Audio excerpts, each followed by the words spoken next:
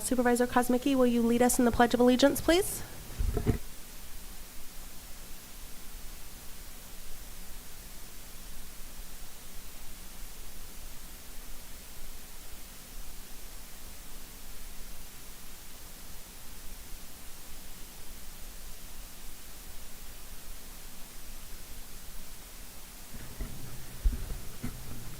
Can I get a motion to acknowledge the certificate of posting, please?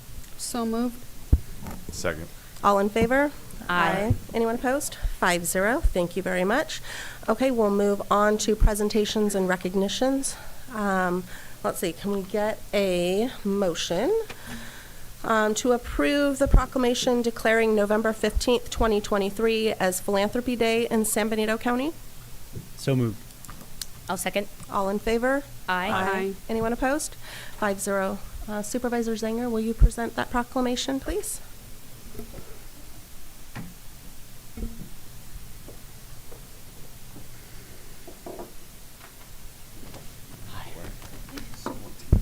Good morning, everybody.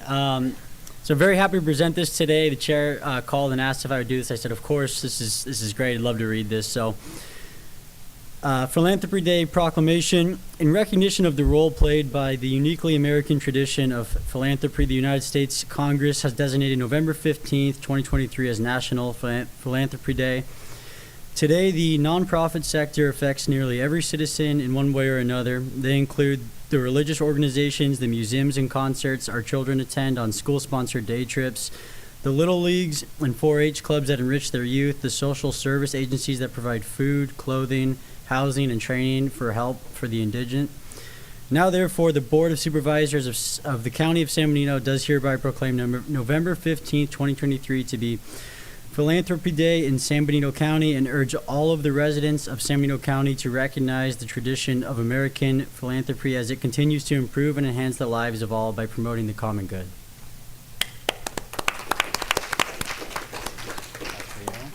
You're welcome.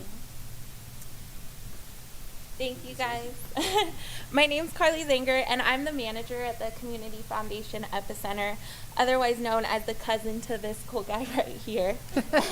Thank you, Dom, and thank you to all of the Board of Supervisors.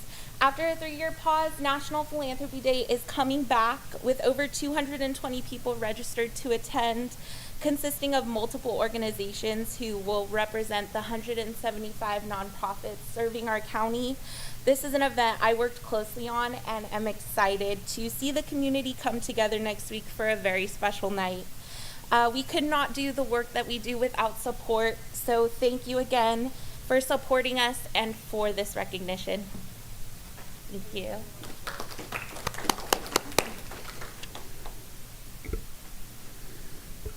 Okay, now can I get a motion to approve a certificate of recognition acknowledging Commissioner Richard Betancourt as Cal LAFCO Commissioner of the Year for 2023? So moved. Second. All in favor? Aye. Anyone opposed? 5-0. Supervisor Gonzalez, will you present that certificate, please? Yes, I will. So, Richard, if you wouldn't mind coming to the podium, please.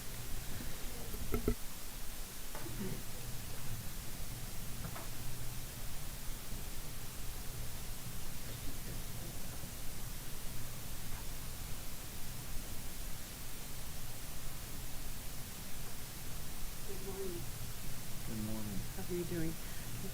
Good morning, everyone.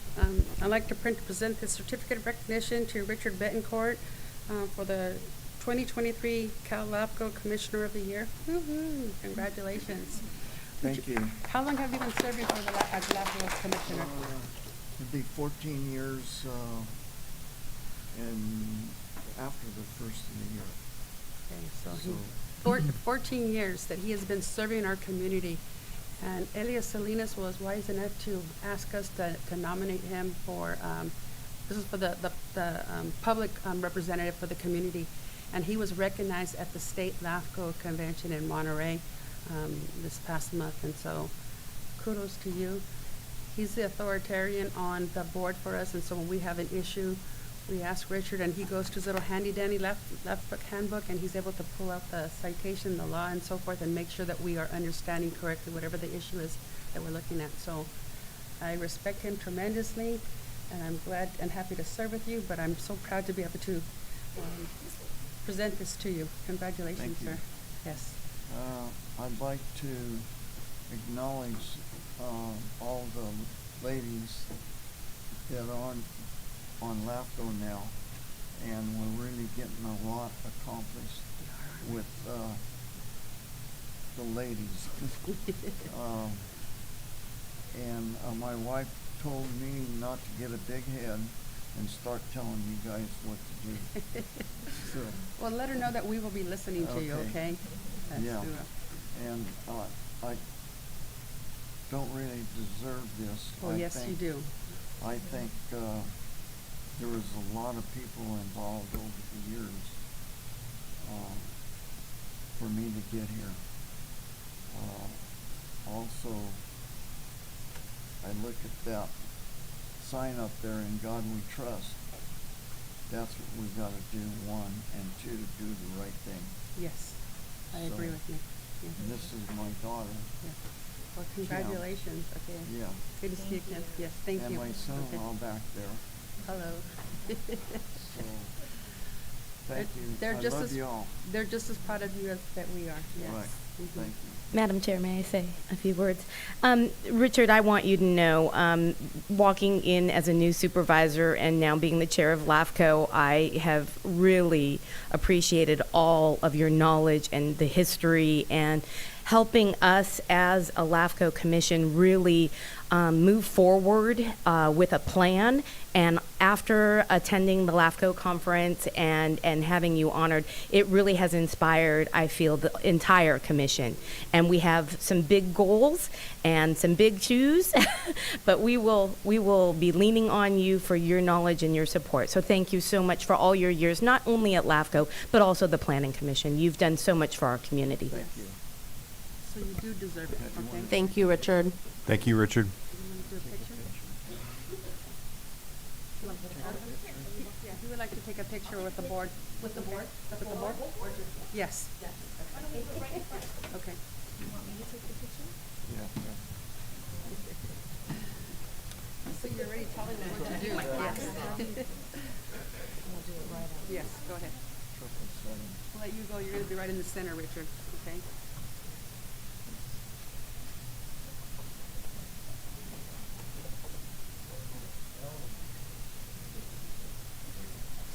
You want to go in front of the table?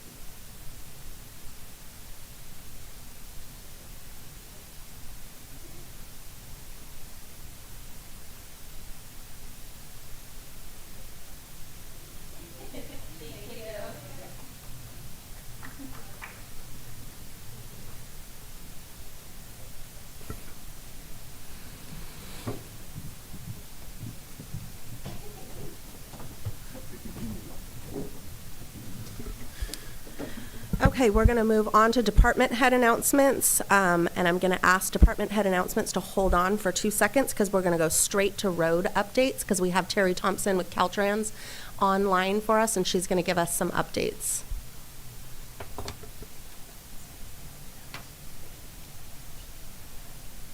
Thank you. My name is Terry Thompson, and I'm glad to be here to be able to show this update to you on the 156 Union Road detour that we're getting ready to put in place. So let me share my screen with you here real quick. Can you see my screen? Can you see my screen? We cannot. Okay, let me try one more time. Maybe I need to hit the share button. That might work. There you go. Can you see my screen now? Yes. Kind of. Oh, yeah, good point. It's a I little mean, blown up. it's a little distorted looking. Okay, Or let me zoom out see maybe. if I... There we you go. Okay, great, awesome. So I'm here to give you a brief update about an upcoming closure at Union Road at 156. We don't have the exact date for this closure, but we know it's going to happen after Thanksgiving sometimes. We will have plenty of time to advertise and let the public know when this is going to happen. We're closing Union Road at the intersection of Union Road and 156 and Union Road and San Juan Hollister Road. Travelers who will be continuing along Highway 156, they will be able to continue along 156, but they will not be able to make a turn onto Union Road. What they will need to do is travelers coming from either direction on 156 will have to go up 156B, take Old San Juan Hollister Road, and continue on the new alignment we have here for Union Road. If you see here, this is the current alignment for the existing San Juan Hollister Road, and this is where the new alignment will be. And they will be traveling on that new alignment. The reason we need to close Union Road is the road is being adjusted 5 to 7 feet at this intersection. And part of not just laying the mud or the dirt so it is sloped upward to reach that 5 to 7 feet, but it will also include laying the rebar in the steel so that we can pour the concrete on top of it. So if you can imagine you have your home and they're building the foundation for your home, you can see the intertwined pieces of steel and concrete and rebar. That is the section that we need to do. And that's why we need to close that whole road at the same time so we can lay a continuous sheet of rebar and steel and then flow it over with concrete. We estimate that this closure is going to be 7 months to complete, but we are actively working on trying to reduce that timeline. We are working with a stakeholder team, and they have been an active part of the details of this plan and finalizing this plan. And also, they've been an integral part of making plans for the roundabout also. So we work with our stakeholder team to make sure that all of their needs are met also. Our next stakeholder meeting is actually tomorrow, Wednesday, November 8th. And just for your future reference, other road closures information will be provided to you in advance. Any questions? Madam Chair. I really appreciate Terry being on this call. This has been one of the biggest concerns that I've heard, aside from San Juan Highway lately, is Union Road closure. I just got an email this morning. People are really kind of flipping out, to be frank about it, and I think that's with good reason. Terry, I talked to you a few weeks ago. I gave you a call when we found out. I think I had expressed at the time that it was a bit of a shock for the county that this was happening. I don't know if anybody really even knew about it, which is a communication lapse that I think we have to address at some point, because we didn't really know how to answer these questions for our residents, and now we have a little more clarity. So I really appreciate you being on here. It's going to be an absolute nightmare. I can say that. It already is a nightmare, so it's going to be like nightmare times 2. So what I'm asking, and we talked a few weeks ago, is a few things that we could potentially do to try to hopefully alleviate some of the delays. One of them we talked about, Terry, and I'm hoping you can update. Is this closure, is the state going to wait at least until the roundabout at 25 and 156 is completed so that potentially there could be some alleviating of the overall traffic congestion picture that we're facing in the county here? we will be far along on the roundabout, but we will not be at the point of completion. As far as traffic flow is concerned, we will be doing what we can to maximize the traffic flow through Highway 25. I know that most of you know that we had spoke about a road closure for the weekend for the roundabout, and we have since determined that that is not going to be necessary, that we can complete some of our work during the evening hours for nighttime lane closures or nighttime rerouting, as opposed to closing that intersection for the whole weekend. But we are looking at the area as a whole, so we're very cognizant of what we're doing and how what we're doing on Union Road is going to affect the traffic flow on 25. Okay, I'm just concerned I'm honestly concerned it's going to take people, I don't know, an hour and a half to get home from San Juan. That's just in my head. And that's just very, very troubling, and we're going to hear back about that. So back onto the alleviating the overall picture. I had asked you a few weeks ago, can we explore looking at the signals, the timing of the signals on 156, particularly at Union Road and at I just call it 4th Street, Right. road that leads 156B. Can we look at those to give like heavy priority to the 156 traffic in the afternoon, evening hours, so that at least there's more flow? And if people want to leave town, I think the priority needs to be people coming back into town. So if people want to leave town, then yeah, they're going to have to maybe take an extra 5 minutes to get out to Buena Vista or whatever it might be, to get onto 156. But where are we at as far as looking at the signal timing at Union and 4th Street to see if we can really give a lot of priority to the commuters coming home? We are looking into signal timing and modifying the signal timing, although, as we all know, this corridor has been historically congested, and we can make fine changes, but I don't know if they're going to be substantial enough that we're going to alleviate traffic. We understand exactly what you're asking for, and we will be doing some flow diagrams to determine if that is something we feel is the best course of action. Giving priority, as you said, I apologize. No, you're fine. Sorry, that's my fault. Okay. Giving priority, as you said, to the traffic coming in the evening times and going out in the mornings. Right.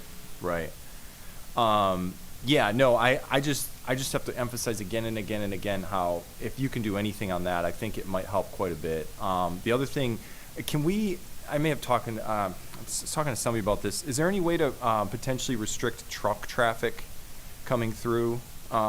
Because that's a huge part of the problem. We don't get any benefit from the vast majority of this traffic. In fact, we get a lot of the costs that come with the traffic that flows through our county, the regional truck traffic coming and going. They're not spending money here. They're just tearing up our roads. They're causing our residents to have to wait an extra whatever amount of time to get home. Can we do anything, at least temporarily, with truck traffic restrictions along this route? I'll check into that. That's the first time I've heard mentioned. Truck traffic, you're talking about traffic that's going from, I guess that would be 152 to 101? Yeah. You're talking about that are cutting through 156. Yeah. Exactly. Okay. I'll look into that for you. Okay, I would appreciate any brainstorming that Caltrans can do on this to any kind of alleviating of the pressure here, because it's going to be really bad. So thank you for your time, Terry. Thank you. Madam Chair. Thank you so much for this presentation. I want to piggyback on Supervisor Kosmicki. I've also been receiving a lot of concern calls and emails on this because the majority of my constituents use Union Road to get home. Is there any way that we could be looking at, I know right now there is an exit lane on Union Road at 156 to turn onto Union Road. We do not have an exit lane from 156 to 156B or 4th Street. It used to have an exit which allowed traffic to flow more steadily, and that exit is now gone. Is there any way to look at that, or is part of the construction the realignment of the road there in order to change the height? Because if we had an exit lane, I think the flow of traffic could be a little more, with the timing of the lights, it could complement each other. So are you speaking of this lane here, which we have closed? Yes. And now Okay, you go to the light and there's no right turn lane and everyone has to wait for the light. So what we are looking at the possibility of making some modifications in this intersection before we do the lane closures. It would be more of a modification as Okay, to it's just so painting you know, I and mean, striping to allow those. having an extra lane could really help with the flow. But also, I do support, and I don't know if we've already talked about it today, so I'm sorry if I'm repeating, but at San Juan Hollister Road and 156B, which is 4th Street, my understanding is there's going to be a 4-way stop there, or a 3-way stop. I believe it's a 4-way. Is that under? We're looking at our option now. Okay. Yes, it's one of the options that's on the table. Okay. Okay. We have also been, just to let you know some of the in-depth work we've done, we've also spoken with emergency services, and they are requesting that we make other arrangements at this intersection, as in 4-way stop versus traffic signal, and we are looking at that also. Okay, thank you so much. Those are my only comments. Madam Chair, thank you, Terry, for attending our meeting today. I've been having ongoing conversations with Benito Abraham, the ED for COG, and as COG Chair, these are all concerns that we have expressed some concern, and again, she said we have to talk to Caltrans, so I'm so glad that you're here today. One of the conversations that we are having is at the 156 business route at the current intersection. As both Supervisor Curro and Kosmicki said, is if we can have a dedicated right-hand turn that has a very long pathway so that so people can go ahead and separate those that are going to be making that right-hand turn to go onto Union and take the frontage road, that would be ideal. It's not going to solve the problem, but it might separate those that are making the right-hand turn versus those that are going straight onto the Los Baños area. And so if you can do that, and we did inquire about the trucks too, but we were told that there was no way to restrict the trucks specifically going to our Union, since there's so much construction there going that direction that we couldn't stop the trucks. But if we can somehow put a sign on 101 about not utilizing that road, because I know you guys have the informational signs there on 101 to not use 156 as a pass-through and to stay on 101, that would be ideal. It would reduce the congestion. But we are trying to think independently here on the ground what we can do, because we know our residents are not going to be happy with congestion that's going to bog down. It's inevitable. And the concerns that are being expressed right now, they're a little bit premature. Wait until it actually happens. I think they will be considerably worse. And so I'm hoping that Caltrans can do something about a dedicated right-hand turn on the 156B. And I'm asking as COG chair, and I've already gone through the executive director, so in case she didn't emphasize it enough, I am highly stressing it right now. A dedicated right-hand lane for the 156B, right where your arrow is. Yeah, if we can do that. So I was going to ask to make sure I was under the correct understanding. Yes. You're talking, having a deep pocket right here. Yeah, if we could move the K-rail over a little bit and give them space for a dedicated right-hand turn. A long pocket. And would have to have a long runway too, Okay. whatever we can give them. Okay.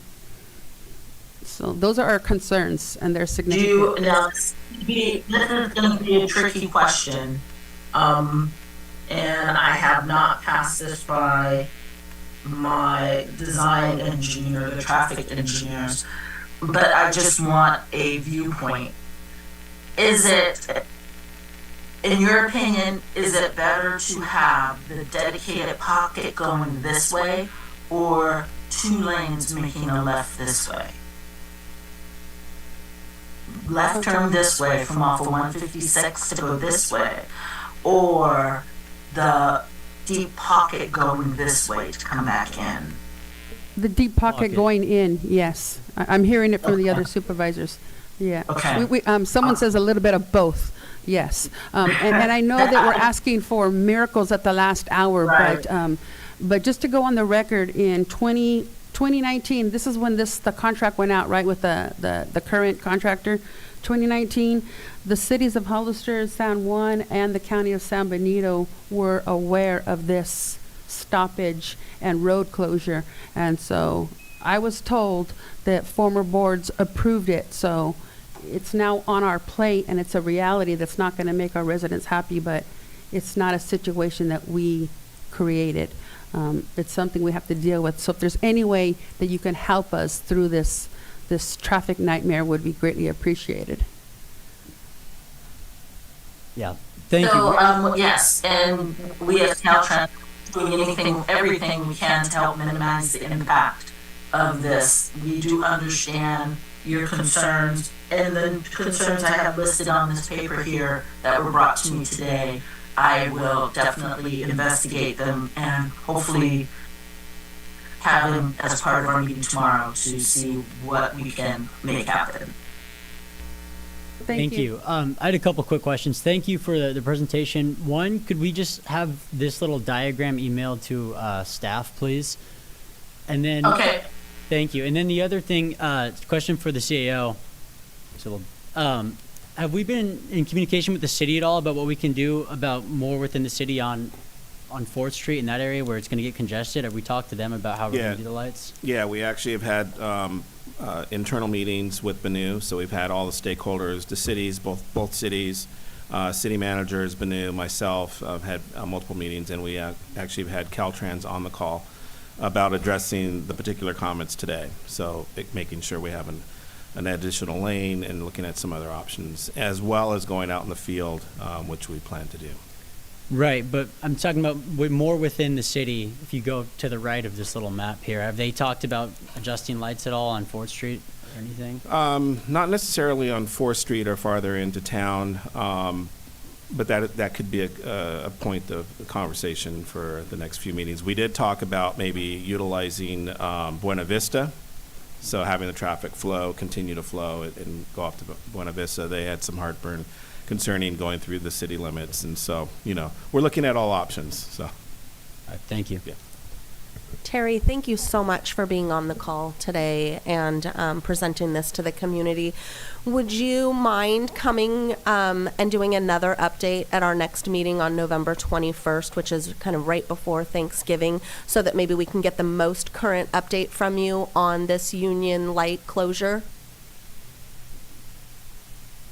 I will not be able to make it because I'm on leave during that time. I can see if I can find a representative, so I can't make any promises at this time. That would be great if you could get Brandy or Richard, somebody. I think just having an official representative from Caltrans is really important, and I think we really appreciate it. Okay, and I just want to point out something on here. This is a draft, so I'm pretty sure that this is going to be the final version.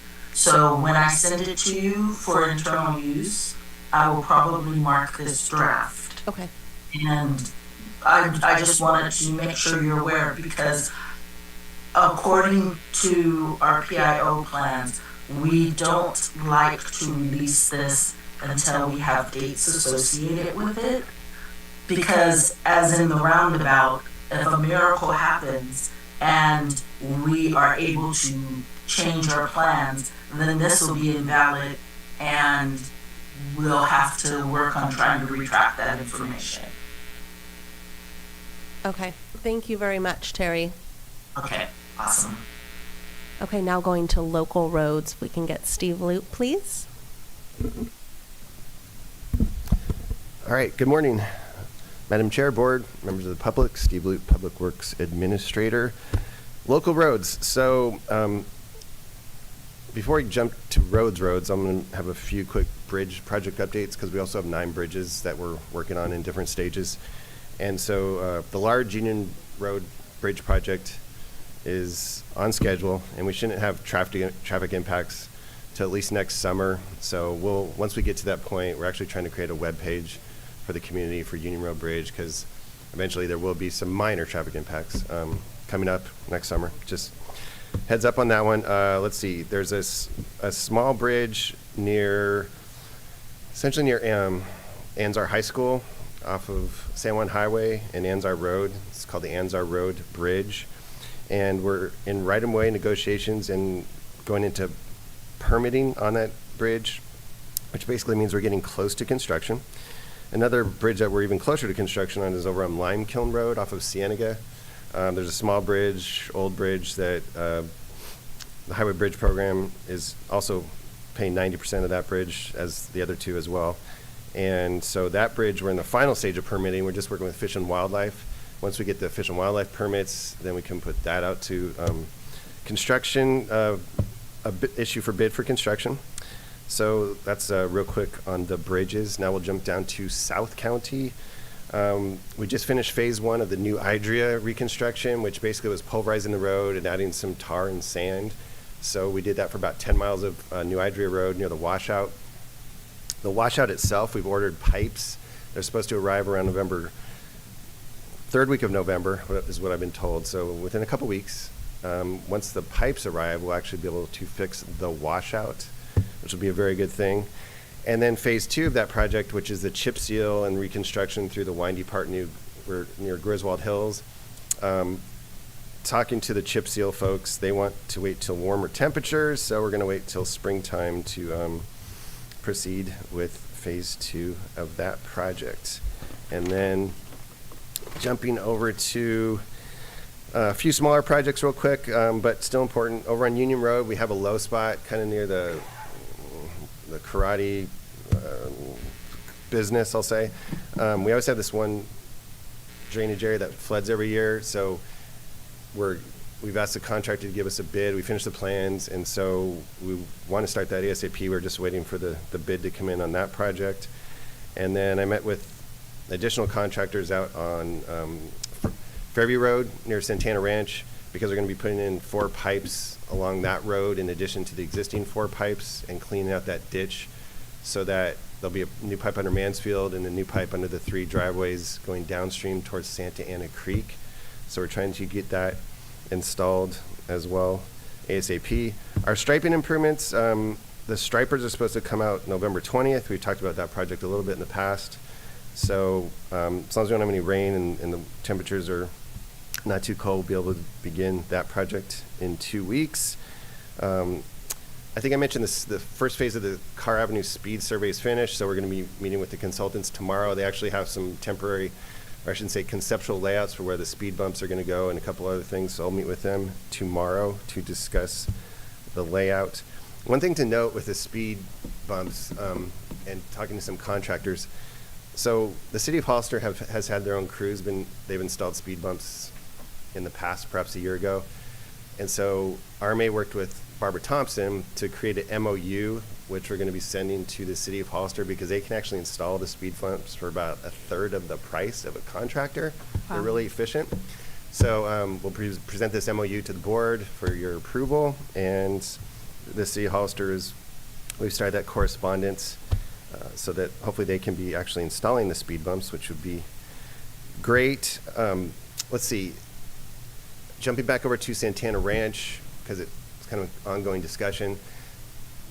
Their design consultant team is supposed to provide a conceptual plan to modify Basin A and the drainage around Basin A to the water board at the end of this month. And so once that occurs, I'll provide an update to the board on the first meeting in December, just to provide status on that and Basin A. Three other things. Today or yesterday, I think today, 4 out of the 5 debris piles on Pacheco Creek, the contractors are mobilizing to start removing those, and we're working with one more contractor to get the debris pile over by Lover's Lane working as well. But 4 out of the 5 should actually begin cleanup today, yesterday, tomorrow, all the above. And then jumping to Aromas area, I'll be meeting with Granite Rock Thursday because we're teaming with them to do a cost share to install a pipe. There's a low spot on Anzar Road that floods every year, and it was 4 or 5 feet deep last winter. So I'll be meeting with Granite Rock on Thursday morning out there to talk about how we're going to install that project ASAP, and they're kind of already moving forward with some of those tasks. So those are the updates for this morning, and I'll pause for questions. So thank you. Thank you so much for the updates. Does anyone have any questions for Steve? Supervisor Kosmicki or Supervisor Gonzalez? You go first, yes. Hey, Steve. Good to see you. So the striping, I know you said November 20th. Do we have specifics on which areas might, you know where I'm going with this, with San Juan Highway? Just hoping that's... I do. It's the contractor knows that San Juan Highway is a priority. I haven't got a schedule for when that one's going to be installed, because I think they still have to perform some blackout and some grindings around there, which is a little tricky with school and coordination. So, but they have the contracts to move forward. So the school itself striping would probably be, more like 3 or 4 weeks from now, I'm guessing, based on the schedules I've seen. So they still have to go out and do some work out there to just get it ready. So I appreciate it. And then I'll just bring this up because I'm going to keep bringing it up. San Juan Highway resurfacing, just hoping to keep it on the radar as far as we talked a year and a half ago about pursuing grant funds when it was taken off the list. I have to say, I hear about San Juan Highway more than anything else, and it's not even close. People are just really concerned about that road, especially with Anzar High School right there and half the town coming through that area now when they're taking the back roads to get home. The road just, as you know, just gets torn up, and we send our crews out there and they fill the potholes, and a week later they're torn up again. So it's just a very dangerous road with the striping combined with the condition of the road. So I'm just hoping we can, at some point, if we could maybe work with our grant writers just to maybe bring them into the fold on it, because I don't know when we're going to have another road program. I hope we have one sooner than later. I also will suggest, if it gets to be overwhelming for staff, because I know we're very short-staffed and you can only do so much, at some point we may want to consider bringing in a project manager to oversee some of these projects, to take some of the pressure off you in particular.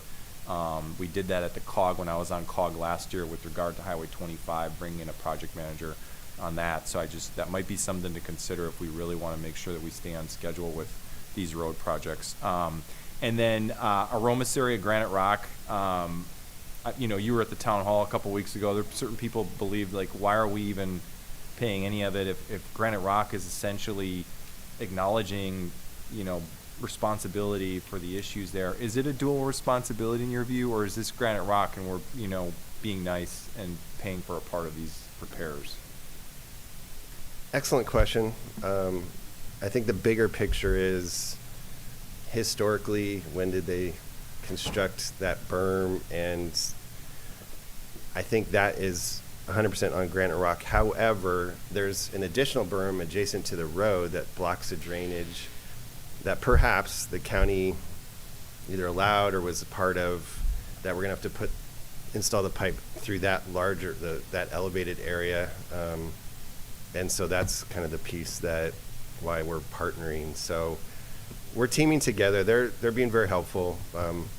Like I said, I don't think officially they've acknowledged some of those issues, but they're teaming with us to install the project. So, and then back to the grants. So our 2 primary Safe Route to School grants, one is going to be San Juan Highway by Anzar. That's #1 priority with our grant writer. And number 2 is we need about $7 million to complete the improvements along San Benito Street and the roundabout by the high school. So both of those projects are on the top of the list when the Safe Routes to School grant program is released.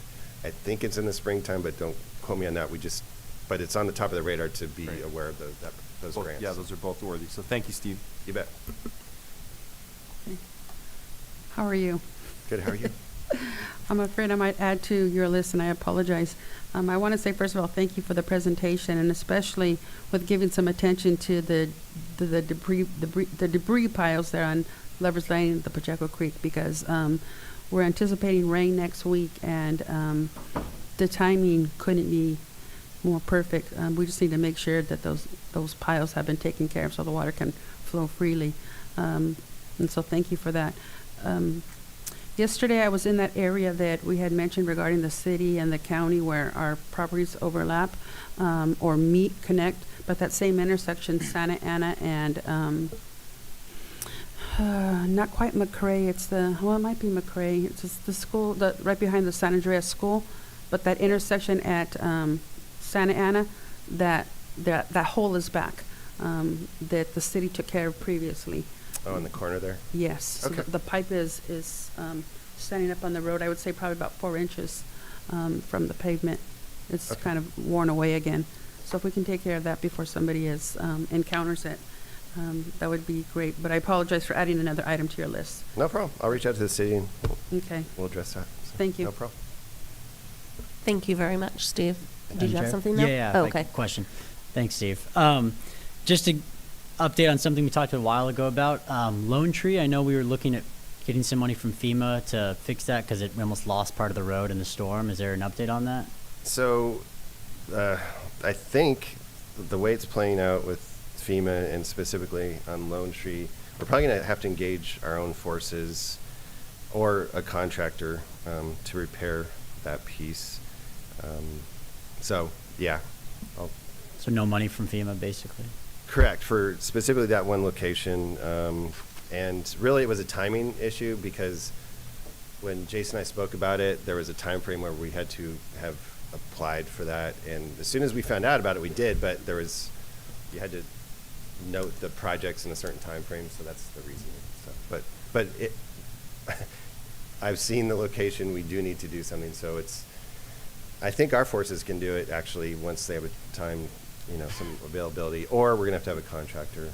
It's one of those that Supervisor Curro mentioned. It's called, an embankment and a pipe failure, but really it's, the road needs some support there. So the good news is we have a lot of those type of materials available down in South County right now, so we can bring some up. So I'll work with our road crews to actually try to stabilize that, and then the pipe itself will have to be kind of the bigger project to cut out the pipe and put in a new one. So we'll work to stabilize that bank once our folks can get some material up from South County. But we do have a lot of material from South County. So. I appreciate that. Yeah, I know it's not a highly trafficked road, but you're going to save money than having to replace the whole thing later on, I figure. So Yeah, appreciate absolutely, it. absolutely. So. Madam Chair. Steve, thanks so much. I'm not going to add anything except for supporting the restriping, and I know some people will be upset because restriping will be in areas that the road may need to be repaired. But I really support the striping efforts. Being someone that is not a great nighttime driver, not seeing those lines is very scary. And I've gotten feedback from residents that they'd rather have striping and dodge potholes. And I was like, whoa, I didn't think that was coming, but okay. But thank you for all the update, and I know I put enough pressure on you, so I'm not adding anything. Okay, thank you. Appreciate it. Thank you, Steve. We Thanks, really everyone. appreciate the roads update. Okay, turning it over to our CAO Espinosa for any department head announcements. Thank you, Madam Chair. Yes, we do have some announcements today. Thank you, Steve, for that report out. I do want to invite up Joe Paul and the auditing team. We have some great news. The GOFA, Governance Finance Officers Association, just did a press release in October, and they awarded our county a Certificate of Achievement for Excellence in Financial Reporting on the annual comprehensive financial report for June 30th, 2022. So I want to congratulate the auditing team and Joe Paul for all the hard work. Joe Paul? Thank you. Thank you, Ray. Good morning, Chair and Board of Supervisors and members of the public. Yes, it's a great honor for me to to stand here before you and to really take partial credit for this achievement. This is an achievement that that we strive to do every year, and this is we're hoping to be to get this achievement every year as we did last year, and I just want to say that this could not happen without this team right here. Our assistant auditor controller, Leanne Godinez, is key to this happening because she kind of ramrods the whole process of ensuring that information is coming to the county auditor's office that is accurate and correct. And that only happens when departments are fully staffed with the fiscal people that they need to be able to get that work done. And of course, with the the compilation of the annual report, that's done with the knowledge and training that is imparted on the staff from from the investment that the county makes in them with these courses that they take with the GFOA. Already there's over 100 pronouncements and statements that each statement in and of themselves is a very very rigorous statement to be able to comply with. And so we're one of 35 counties that achieved this award in California. And in addition, I just came back from the State Controllers Conference where the award for county financial transactions reporting was given to the County of San Benito. I think it was one of 38 counties that received that award. So I think that I'm very proud of my staff for the work that they do, and I really think the whole county should be, because it really is a credit to them. Thank you. Congratulations. Awesome. Yeah, congratulations. Keep up the great work. Thank you, Joe, Paul, and team. I'd like to invite up Dulce Alonso. She's our management analyst in the administrative office. She has an announcement.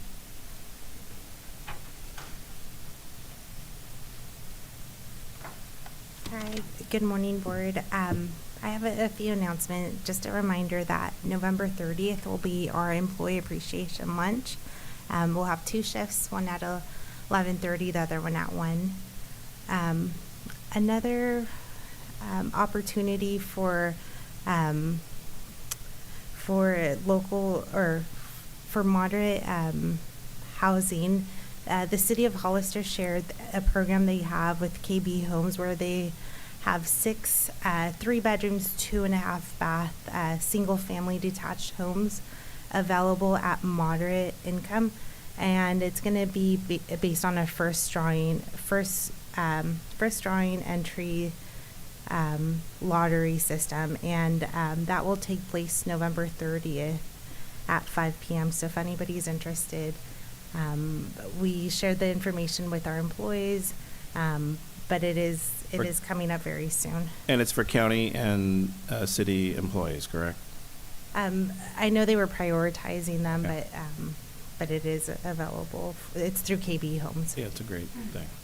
And then in addition to that, we are having 2 sessions of down payment assistance program this Thursday. So just a reminder, one will be at 10 a.m., the other one at 2 p.m. And our team is working with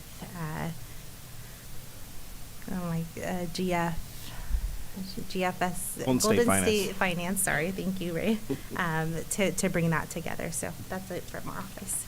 Thank you, Dulce. I'd like to invite up Manny from the library. He has a quick update.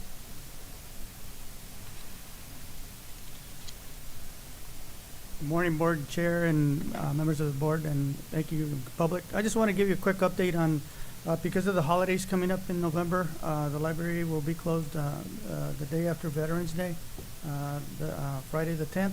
And then with Thanksgiving coming up on November 23rd and 24th, the library also will be closed on the 25th. So I just want to give you an update and see if you had any questions. But we will be posting it on our website and at the offices. So just want to give you an update on that. So the public is aware. Thank you. Thank you, Manny. I'd like to also, out of admin, remove item number 1.1 from our agenda. That will not be heard today. That will not be heard. That will be not probably, not I be mean, heard. we're not postponing We're it. not We're just putting- taking it off. We're taking it off. Thank you. And I think our last item that we have is an office hour update from our elected department heads, Tom Slavich, Melinda Casillas, and Francisco. If you wouldn't mind coming up and just providing a quick update of your office hours, your location, and your location hours. Good morning, Melinda Casillas, Treasurer, Tax Collector, Public Administrator. I just wanted to let you know that as of yesterday, the Tax Collector's Office has been relocated to 1131 San Felipe Road, and the Treasurer's Office will be also relocating on Monday, the 13th, to the same address, 1131 San Felipe Road. Real quickly, I just want to thank the library and the auditor's office for allowing us to temporarily set up operations after the courthouse fire. I truly appreciate all their support. I want to thank maintenance and IT for getting us set up out there. I want to thank the taxpayers for all their support and understanding while we worked in the library.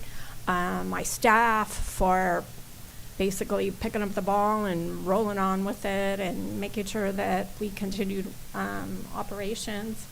I'd like to thank Ray, especially for all his support, for making sure that we continued our operations, that we found temporary locations, and we found a new, more permanent location. He offered us his team to work with.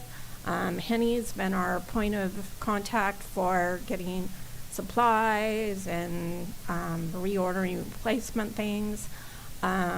Ray has been there since that phone call at 3:30 in the morning telling me the courthouse was on fire. And he's been there pretty much basically every day helping us with resources and support, and I truly appreciate all his help. I want to thank the Board of Supervisors, and I especially want to thank Supervisor Curro. She checked in on us quite often to see how we were doing, and I truly appreciate that also. So we're going to be open to the public from 8:30 to 4:30 until further notice at 1131 San Felipe Road. Good morning, Madam Chair, members of the board. Tom Slavich, County Assessor. And, you know, due to the fire on September the 6th, I also got that phone call at 3 in the morning from Ray. We've now located at 1131 San Felipe, as Melinda indicated. Basically, office hours, Monday through Friday, 8 a.m. to 5 p.m. You don't realize when something like this happens, it's a daunting task. You think just relocate, and it doesn't happen. When you have this kind of a fire, there's, even though the building looks like it's in pretty good shape, extensive smoke and water damage. So what does that mean? Well, it means that company has to go in there and do major restoration, not only to the building itself, but to all the contents of the building. So in the meantime, we have pallets of stuff coming. They clean and they send everything to San Jose to be re-cleaned, and they ship it back here. So we're gonna have to go through thousands of boxes of content and just pallets of stuff coming in. So besides doing our regular work, we're gonna have to be dealing with that. And so that's gonna be a major challenge, as indicated. But when we made this move, there's a lot of people I just want to thank that otherwise we wouldn't be able to make this move. First of all, my staff, for just being in there and just, doing the work and doing the relocation. Appreciate that. My assistant assessor, Laura Nacarado, my right hand, she was there coordinating everything, and I really do appreciate her. The IT department has been wonderful. I mean, just they stepped up to the plate. Luciano and Henry, they got the equipment for the internet, set it all up, lightning quick. It was a fast job, and the internet speed has increased. It's just that much faster. So, maybe it's the equipment or the way it's set up, but it's excellent. The rest of the IT team, we have Brian, Jamal, and Eddie.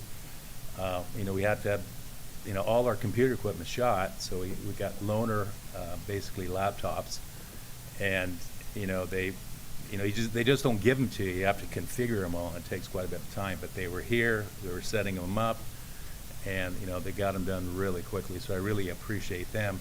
And then when we order a new equipment through the insurance funds that we're getting, we're going to have to redo it all over again and reconfigure those computers as well. So it's going to be a task, and I want to thank them for what they did and what they're going to be doing in the future as well. Our Public Works Director, Steve, we appreciate all the help in the relocation. Appreciate you coming out with us, looking at all the different facilities. We looked at a lot of places, and really to get office space of the size that we needed, there really wasn't anything available. So 1131 came up, and that's really a great spot for us.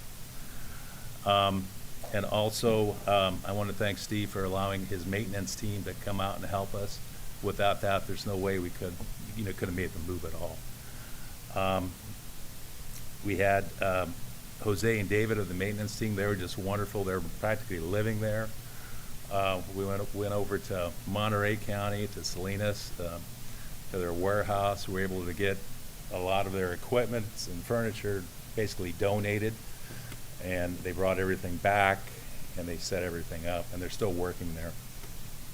The County Board of Supervisors in Monterey County basically passed a resolution that they wanted to help us out. They donated all the equipment. They have a huge warehouse there in Salinas, full of equipment and everything, and they really super nice. Basically told us this stuff's available if you want it, and if you need more, come back in January. We're going to have more, so very helpful. Also, I just wanted to thank this board for all your support, and also for letting us work in here. This was the assessor's office for probably 5 to 6 weeks, so I just wanted to thank you. I wanted to thank basically Angela and Mindy for coming out and supporting us there. We gave them a tour of the facility, so appreciate all that.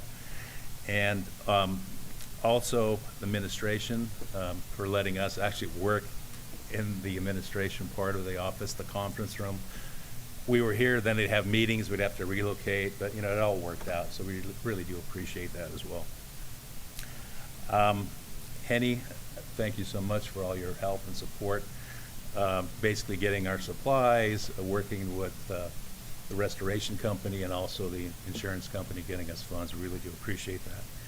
And lastly, our leader, Ray, our CAO, for all his support and through this process. He really leading the team, working with the insurance company, making sure we're getting the funds. Really did appreciate all that, Ray. Thank you. And lastly, I just wanted to comment on one other item that's on the agenda. That's Ray's review, which is up, I guess, at the end of the meeting. And I just wanted to mention that I think we're really lucky to have Ray as our CAO. He's been doing an excellent job. I mean, I couldn't ask for a better guy at steering the ship. Some of his major accomplishments, the budget, streamlining the budget. Before Ray, the budget was very cumbersome, time-consuming, and it was very stressful, not only department heads, but the board itself. So the budget you see right now, the process is very streamlined, easy to do, so we really do appreciate that. One other major thing was our unfunded OPEB liability. Through Ray's leadership, now that's fully funded, so that's a big deal in itself. When you think of a leader, one of the things that comes to my mind, one of the major things is trust. And Ray has pretty much earned that trust, not only with the employees, department heads, but the entire county. And overall, I would say in the last 42 years that I've been working at the assessor's office, I've seen a lot of CAOs come and go. But I have to say, I think Ray is one of the best CAOs we've ever had in this county. So I just wanted to put my comments in, and I just thank you for allowing me to speak today.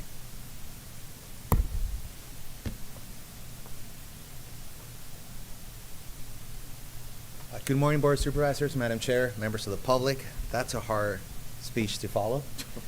I think I just want to share the same sentiment that both of my colleagues here have shared, both about Ray and Henny, that have been really supportive throughout this process. You really don't know how much equipment and materials you have until you lose it all. And you really need to go through the process of requisition and purchasing and how many agencies and departments are involved.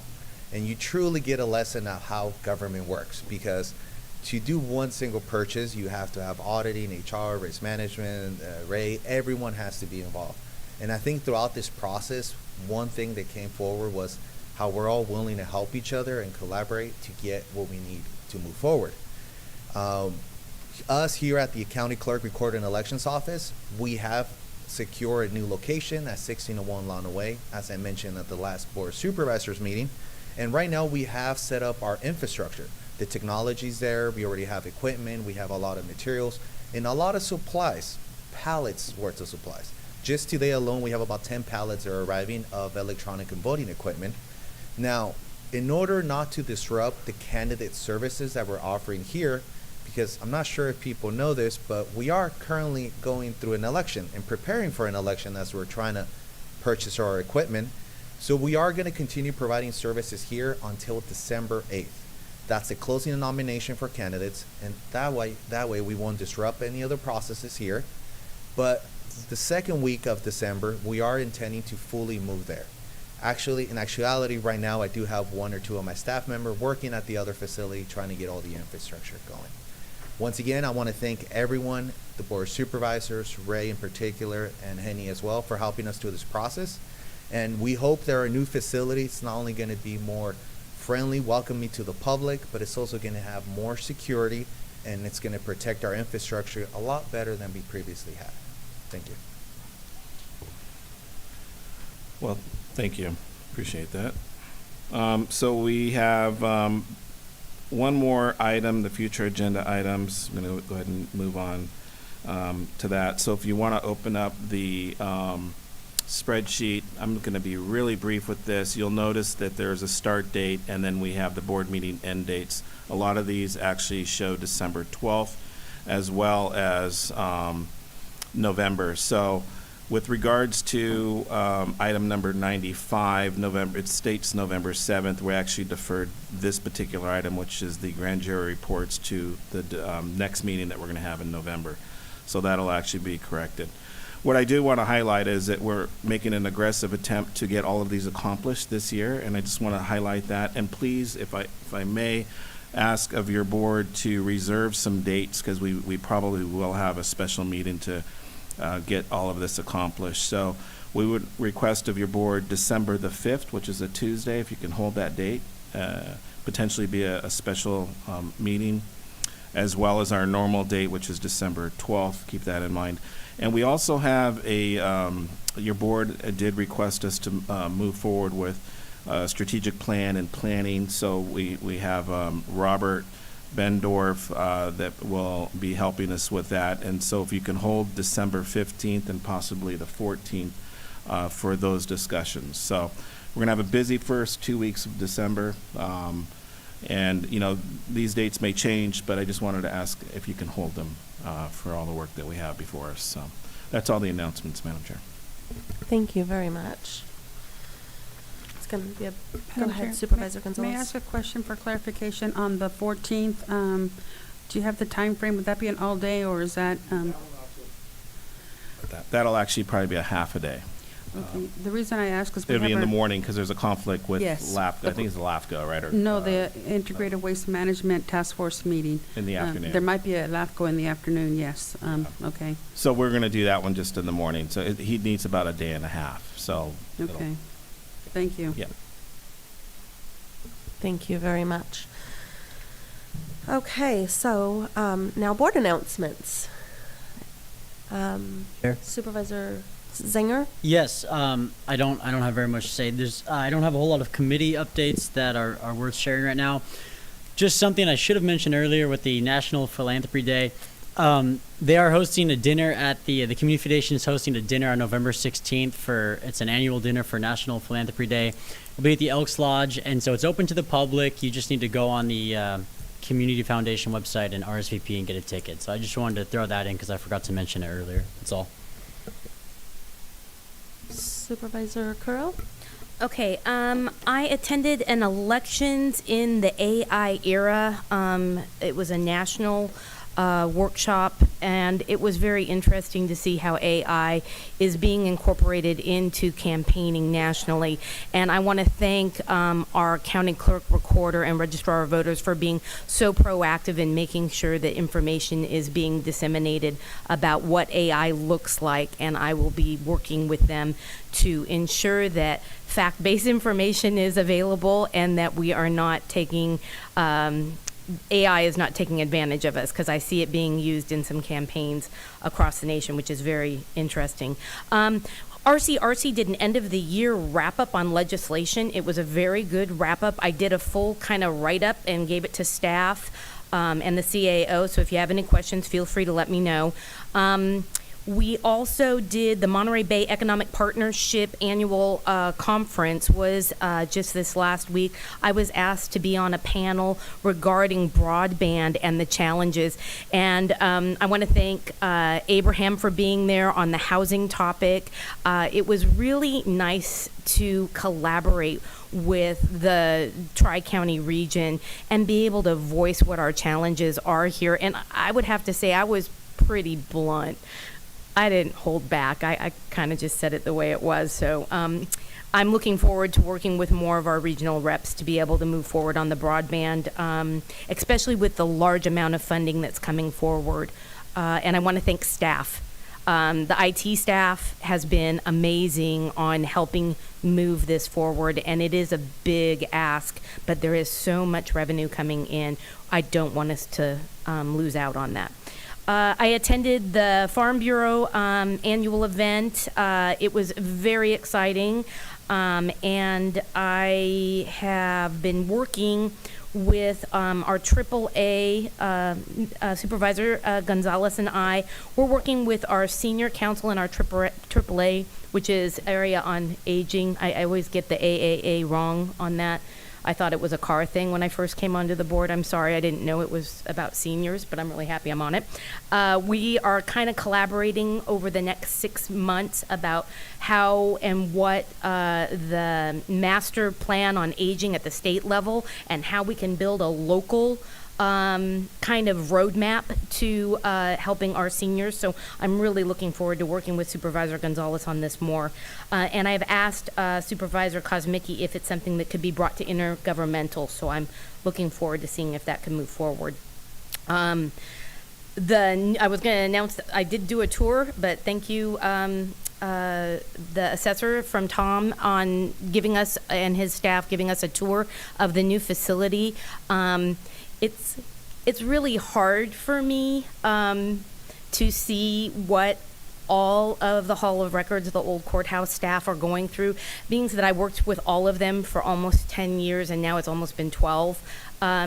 They are a family to me, and seeing them displaced and the heartache of what they're going through. Imagine living somewhere for over, how many years they moved in that building in 63. So it's over 50 years.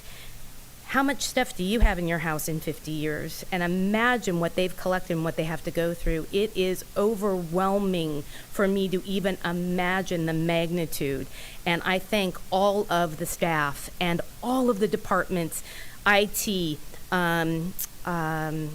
custodial crew, Public Works, all of the departments, library staff, the auditing staff, and I know I'm forgetting people, everybody at admin. It's amazing to see everyone rally together because of a tragedy, and it makes you realize we are part of a bigger team and that we can do more if we're united, and I feel that in my heart. So thank you to everyone and all the hard work that they're going through. And thank you to the community for being patient on this. It's a tough time, and I can't thank all of them enough. That's it for my updates, and I want to just thank the assessor staff for the tour. I had to do it real quick, but it was great to see it, and I did get to see the new election facility. It is going to be very nice, and it is more secure, and it's also more accessible. I feel because it is ADA accessible, it's going to be a lot better for our residents in the community. Thank you. Supervisor Kozmicki? Thanks, Madam Chair. So Facilities Committee with Supervisor Gonzalez, a couple things. We had a presentation from the sheriff on a big opportunity for emergency communications tower upgrade through a state program, and I don't want to steal his thunder. I'm sure there will be more to come on that. Sounds like a great program and something that in the long haul will save us a lot of money.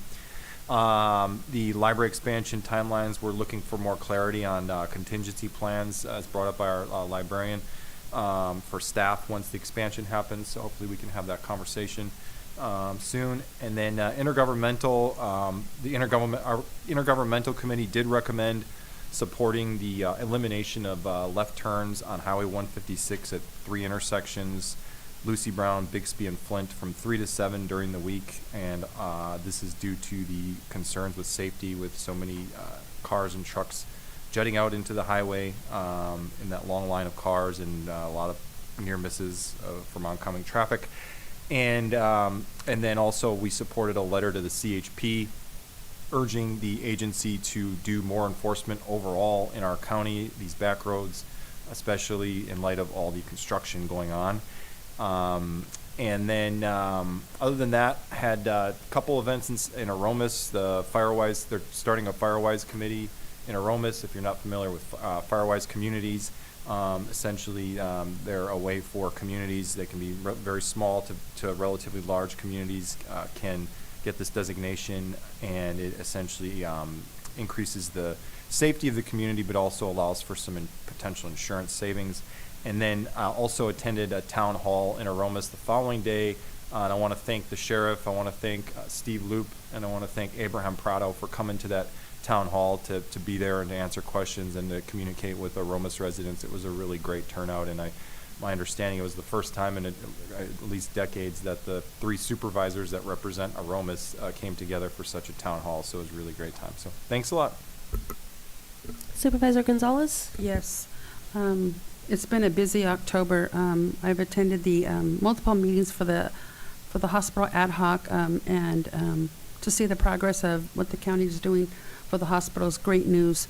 I know we can't disclose the details, but at one point it will be on the agenda, and we'll be able to share it with the community. I attended a CAB meeting because I have 3 vacancies currently for District 5, and 2 will be coming to us for appointment at the end of November, so I'm happy to say that those vacancies have been taken care of. I still have 1 more vacancy regarding the business aspect of the community. So if there's anyone out there who resides in District 5 that has a business and would like to be the representative for the Community Action Board, please contact me, because that vacancy has been open for quite some time. I've attended a few meetings with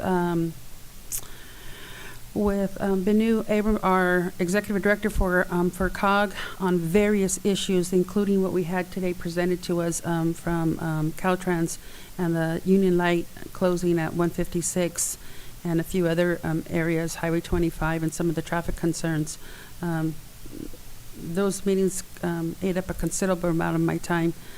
I've also had a few meetings with farmers, looking at farm worker housing, and see how San Mateo County can be demonstrate its model for what we would like to see with farm worker housing. So that's something that I'll bring to the board when we're at a later date for an agenda item when I'm ready to bring it forward. I attended the City of Hollister meeting for the parklets, and it was actually not the parklets, though that's the way it was kind of disseminated. It really was for the sign ordinance, which kind of coincides with our agenda that we have later this on our agenda today. But the concern was in terms of being cautious to not make it so restrictive where it impedes the business owners' the ability to advertise their wares and conduct business. As it was said earlier, I attended the LAFCO conference in Monterey. It was a very informative conference. Again, congratulations to Richard Betancourt. The things that we learn at LAFCO is just, it's phenomenal. We come home with ideas on how we can improve the way our LAFCO board is going to be operated, ran, and it's interesting to see all the other ideas that are out there that we need to embrace to make us be just so much more productive. I've attended the Pinnacles Gateway Partner meeting. Again, there's a collaboration between the County of Monterey, the County of San Benito, and the various cities in between, on how we can develop the Pinnacles Gateway partnership, and work on the marketing, and we just work together a lot more closely. As Supervisor Kosmicki said, we attended the facilities meeting, which we have an item on the agenda, so I'm going to go ahead and leave that there, but that's the Rosa Morada. That conversation, I look forward to including all 5 of us up here to see what the board would like to do with that. I attended the Hollister Treat Street downtown on Halloween. That was a nice event. There were thousands of people down there. They asked each booth to bring 6,500 pieces of candy, 6,500 pieces of candy. And a lot of the individual groups that showed up, the candy was exhausted because that's how many people showed up. I mean, there were families up there. It was awesome. I participated last year as well, and it's just a great community event to see families, young and old, little kids, everyone dressed up, and it was just really nice. I attended an event called Toastmasters. That was the first time I was introduced to that, and that was interesting. And as Supervisor Curl said, I attended the AAA, which is Area Alliance on Aging. Again, it's a collaboration of San Benito County and Santa Cruz County. And yes, we have a master plan on aging that we would like to embrace and bring to the county. But again, we're going to let the intergovernmental have it first. There's also a statement that I would like to make, if you wouldn't mind. I want to start off by saying that I love San Benito County. I was born and raised here, and it's been my home for 61 years. I am proud to serve as a county supervisor for District 5. Our county is unique in many ways, in our open spaces and our agricultural industry, the small town culture, and most importantly, in its people. Every day I have the privilege and an opportunity to meet and speak with many residents from all over the county about their issues, their concerns, and their desires. They want to work, to live, and to raise their family in our beautiful community. The residents also have shared their experience about driving on our local and regional roads. They have the same stories about how roads are worsening and more of their time is spent behind another car, sometimes for many hours, stuck in traffic. Spending so much time on the road affects the entire family's quality of life, as well as the community in general, as we've heard some of the conversations that were said earlier today. Since 2020, I heard the same concerns from many of my residents in my district while going door to door. I have spent many hours myself in what feels like a parking lot while attempting to travel through our roads. Oh, I feel our residents' pain. Until a real investment is made to improve our roads and traffic, it will be difficult to support any development project that does not mitigate or fix the traffic impact of their project. Unfortunately, our county lacks the necessary funding to improve our local and regional roads. Our residents cannot afford the burden of any additional taxes, since thousands of our residents are still trying to recover from the impact of the COVID-19. Our residents also fear that more development will be approved and their traffic nightmares will become even more significant, and they do not want that from us. Therefore, the responsibility to fund and improve our roads must come from the proponents of any proposed development itself. Our residents are also concerned about the traffic that the Strata Verde project could bring. Currently, as proposed, the Strata Verde project does not provide enough funding for road improvements to handle the traffic from the thousands of vehicles that may be brought to our county.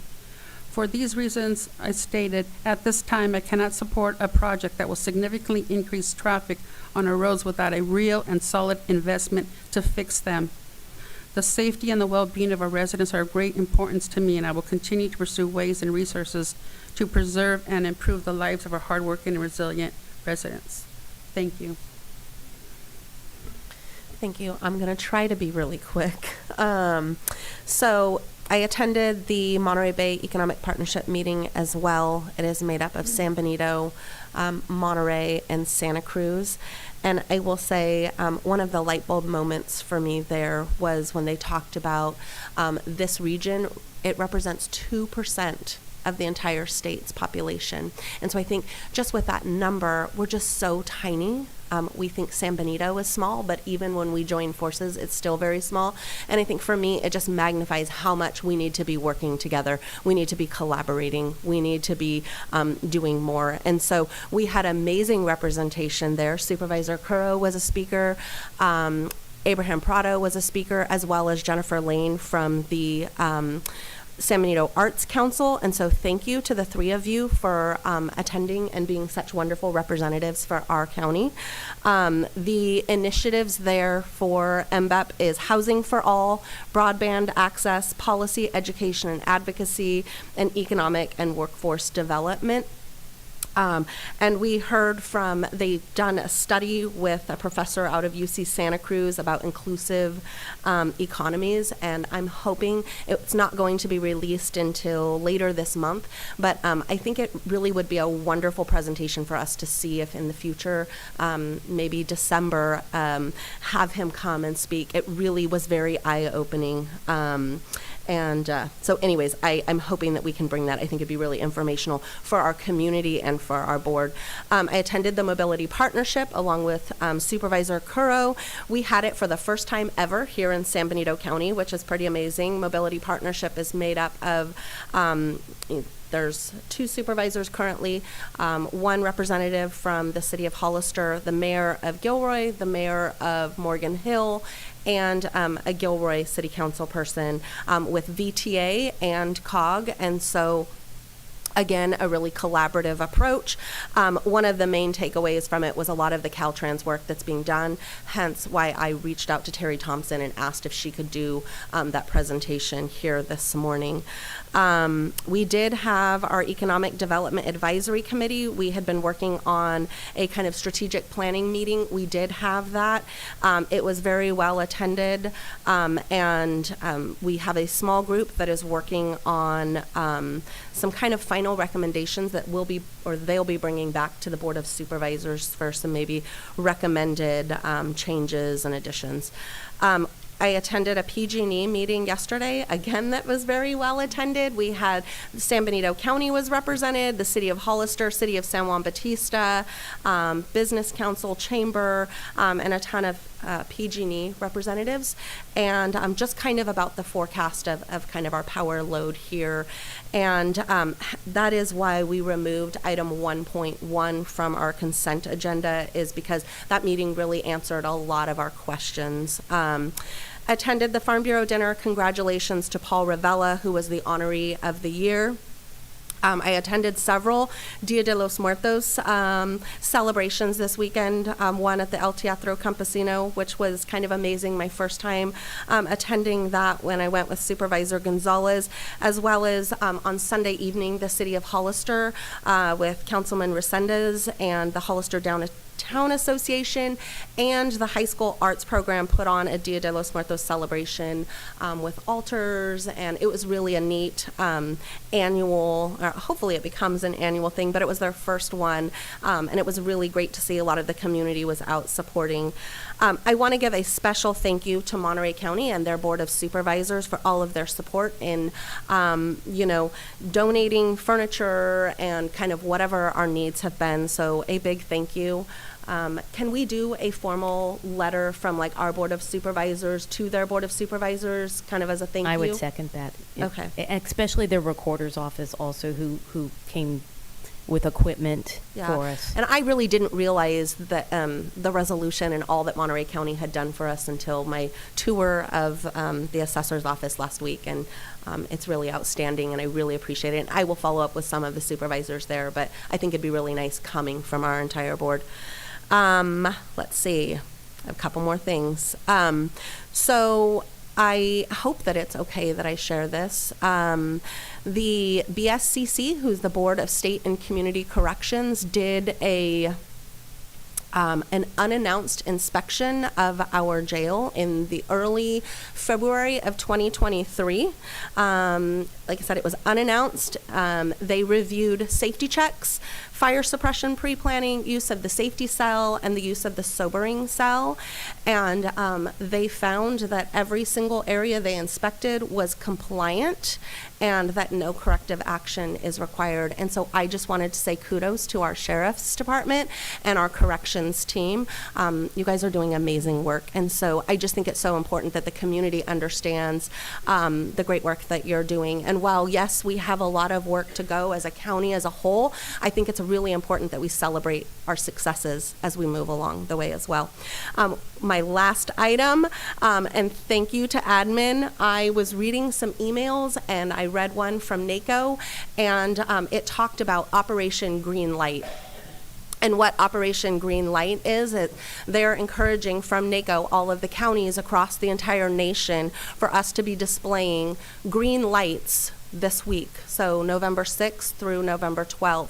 And the green lights are showing our appreciation and our support for all of our veterans. And so I'm so excited. CAO Espinosa, thank you so much. He actually went to Ace Hardware and purchased the green light himself. We have a green light in front of our admin building honoring all of our veterans. And so I am so proud. I'm a wife of a veteran, and it means a ton to me. And so happy Veterans Day to everybody. I hope we all take a moment to recognize and support all of the important work that the veterans do. Our local veterans here do amazing work. Our local VFW, they're just absolutely incredible. And so thank you. That's it. Are you guys okay, or do you guys need a quick break? You're all right?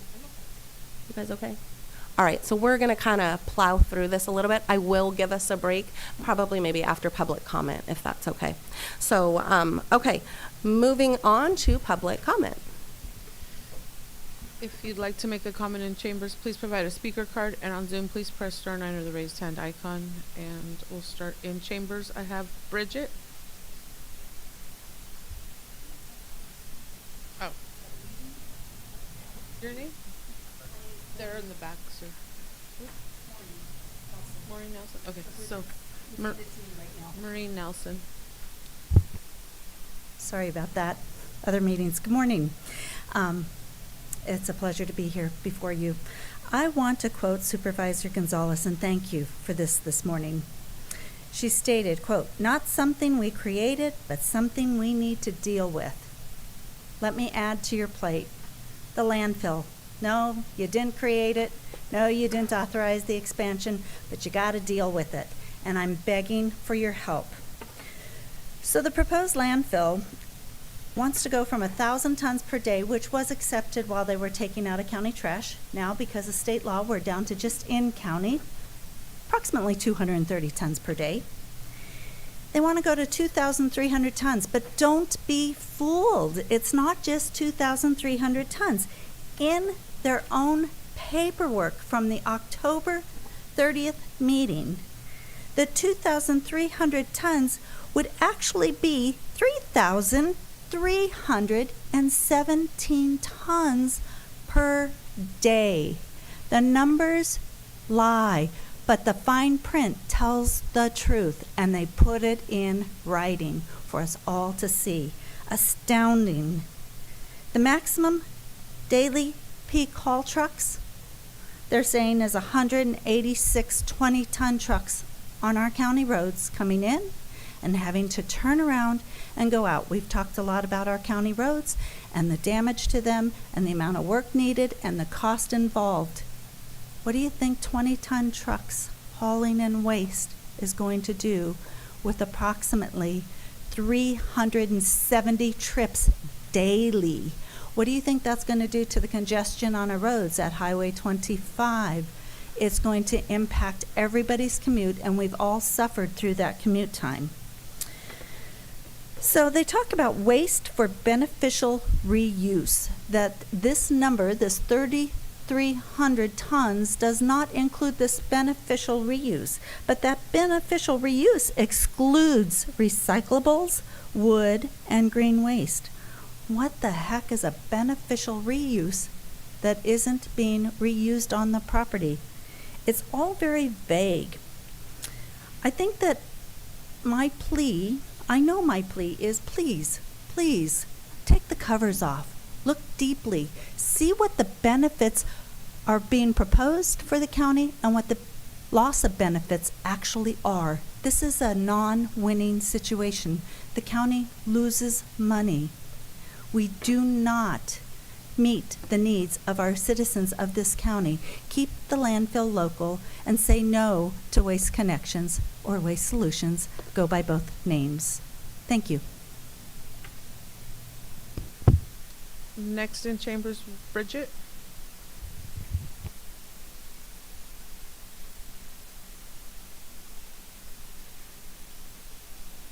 Hi, good morning. I'm Bridget Bowman-Thorpe, and I'm also here for Don't Dump on San Benito to talk about the landfill. I heard you talking about traffic and roads, and I hope you followed the Planning Commission meeting. We had 3 meetings, the 25th, the 27th, and the 30th. Thank God it was delayed by 3 months. It's a disaster. Your Vice President, Waste Connection, proposing a haul route 25 going through your city, Hollister, right smack through your city. That is your future. This is an old map. Is this the future of this county? That you have a haul route going on 25? First of all, 25 is a 2-lane road. How many trucks we're gonna have? 186 freaking trucks go to 25 through your city to your landfill on Best Road. Can I just say they're going through 7 traffic lights. They will go past Safeway. They will go past Target. They will go past the hospital. They will go past Richmark, where people playing golf outside. And then they go on Best Road, which is a narrow country road. I'm talking about semis, 5-axle, garbage trucks. What I learned on the Nexus study is a semi-truck has the loading impact of 15,000 SUVs. This is not the future for Hollister. I went yesterday to a city meeting, and it was so beautiful. Hollister has a population of more than 40,000 residents and has developed into an anchor community for the surrounding area, drawing residents, businesses, and tourists to its beautiful weather, charming downtown. Yet, you are on the verge of proposing a landfill expansion. You will be the center, the center for garbage from 5 counties. Hollister will be known for the dump period. This is for the next 50 years. You just be a trash town. That's it. The commuters leave, the trash trucks are coming. Please do not do this. San Benito County needs to have their own landfill, and we want to be green, we want to be clean. I'm a nurse, I'm a retired nurse. Have you seen those diesel trucks driving by? I've seen them stopping at the traffic light. You see the black suits spewing out. And I just can go on. It's horrible. Thank you. Next in chambers, Barbara Snyder.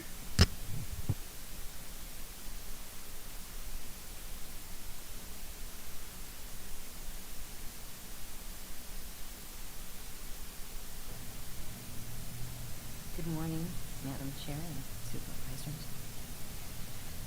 Okay, the property my husband, son, and I live on, the corner of Fairview and Mansfield has been in the same family since 1912, so we're not newcomers to this county. The idea and planning of Santana Ranch has been around for years. Most folks that were involved in following the development thought it had been defeated and gone away. It didn't. It was just put on hold by a bad economy. The community was misled by the propaganda on the subdivision. They were led to believe this 49 acres south of us was the buffer zone. I have asked you to please reopen the contract and give us the buffer zone we thought we had. My neighborhood, Santana Ranch residents, and Santana Ranch residents want a real park, not a sidewalk that runs through the subdivision. I have asked to stop the grading so that we can work together as a community. I have filed a public records request that's been delayed and postponed. I want to know how the grading between the detention basins can legally proceed. I want the facts. I hear the words rough grade for some tentative map agreement in the past. And if there is an approved grading plan, where is it? Where's the proof that what's going on is legal? This is not rough grading. Lots are being cut and underground work is being laid out. I also understand that the Regional Water Quality Control Board requires grading to cease as of October 31st for our county. There's still grading going on. I'm going to jump back to a little history. Again, on Santana Ranch found its way into the general plan as an amendment in 2010.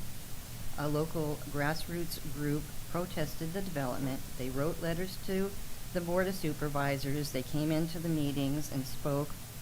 And I have the letters and the door knockers from one of the leading people of the protest, so I know it actually happened. So my neighborhood and I are not the first people to try to redirect this development, as some people sort of accused. So it's not a matter of just new people moving down here and wanting to stop Santana Ranch. This has been around for quite a while, and it's been protested for quite a while. So I'm asking you again to please reopen the contract with Santana Ranch and help our community and not the developer. Thank you. Next in chambers, Elia Salinas.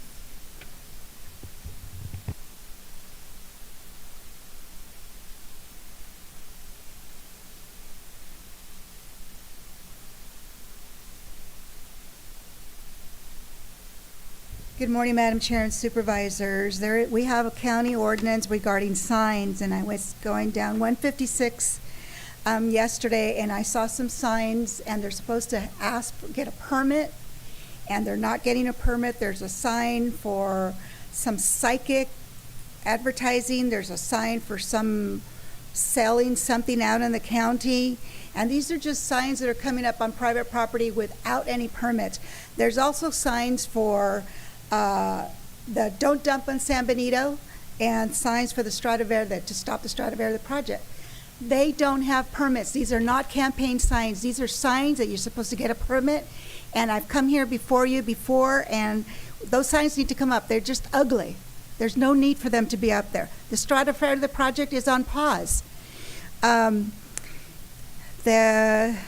state mandates housing, so you need to take that into consideration. I don't know exactly where San Benito County ordinance is with regards to meeting with the state standards, but you don't want the state to come in and force you to do something. So I think you need to get together and come up with an ordinance. Otherwise, the state will come in. The roads, good grief. We know about the roads, and everybody complains, and there is a solution. It's being worked on right now. People need to have patience, and they need to suck it up. There is nothing that can be done about the construction that they've been complaining about, that they want 156 to get taken care of. It is now being taken care of, and now they're complaining that they're in traffic, and they're going to be complaining because of Union Road closure. It's temporary, and the citizens and the people out there and the the people that are going from one county to another county are going from 101 to I-5. They're all caught in this traffic. We're not hearing from them because they don't live here, but they're putting up with it because they've got to go from A to B. 25, the roundabout. Totally against the roundabout because it's only temporary and it's caused a lot of delay. It's going to cause delay when they finally take the roundabout down and they put up the overpass. Sorry, folks. Suck it up. Either you complain or don't complain. If you're going to complain, this is what happens. It's called progress and people are working on it. So, to stop semi-trucks from traveling on 156 that are coming from I-5 to 101, I think that's how I understood it, it's not going to happen. There's no way you're going to stop companies from traveling and doing their business of traveling on 156 to get from there. They travel on there and they're going to have to. And I want to say a big thank you to acknowledging Richard Betancourt as the public member of the LAFCO, the Cal LAFCO. Thank you. Next in chambers, I have Steve.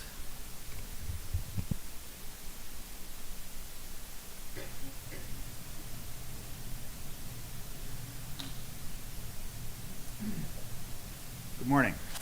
I apologize for my late arrival. I was very pleased to see Mindy's glimpses of light in her agenda or her update. I'm a retired broadband engineer. I've been managing routing electrons for 50 or 45 years-ish, something like that. And now I want to try and help manage rerouting some traffic. I want to say, in many respects, welcome to the new standard of excellence. It's called mediocre. What we've got on 156, and I agree with this person that was here, that 156 needs to be done. It's getting done, but I disagree on the point of roundabouts. I've traveled all over the planet. I've driven some of the smallest roundabouts in the middle of nowhere, dark as night can be. I've driven on Arc de Triomphe in Paris, where it's 7 lanes wide. They work. 25 and 156 out here isn't even finished, and I believe it's already alleviating traffic. Okay? I've driven through it a number of times. It works. My concern is, what the heck happened with Union? Why is there no roundabout there? I don't even want to get into the city of Hollister that planted roundabouts like roses. Okay? That money was wasted. There's not a single intersection with a roundabout or traffic circle or whatever they want to call them that is influencing traffic at all. They have stop signs on the across traffic yet. Okay? The other thing I really would stress, I keep hearing noise about it, is some kind of a flyer, video, some kind of a public awareness program for people to how to drive on a roundabout. I hear from numerous people that I talk to, they pull up to the roundabout and there's somebody that is frozen. I've been there. I was a kid at 21 years old, hit Boston, thinking, you know, this is the life, and I hit a roundabout with 3 other guys from college. We didn't know what to do with it. Kid from Atlanta, kid from Texas, and me from Minnesota. It's like, this is not normal. Finally, a policeman stopped and said, you need to go this way. Then I went to Europe, found them. Anyway, they work. And what's going on with Union is a travesty. I live on the far west side of town. I view 156. I can see Mitchell. I can see the lights now that they've taken the berm down, took all away all our sound insulation. And I see the traffic every night coming in. And we watch to see if traffic's moving so that we can go west. Can we go east? What can we do? They want to reroute the closure traffic off of Union past our house on Old San Juan Road, which is a 2-lane, decrepit little road. And I'm thinking, where was some brain work done here? The Union traffic, okay, anyway, put the traffic on 25. Do something smart. It's 6 lanes wide, and it's new. Thank you. On Zoom, I have Nicole Dillon. You've been unmuted, and you have 3 minutes.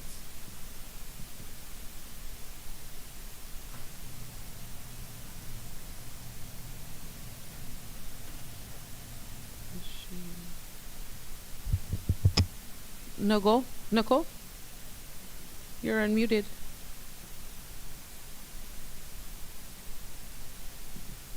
Rob Bernowski, you've been unmuted.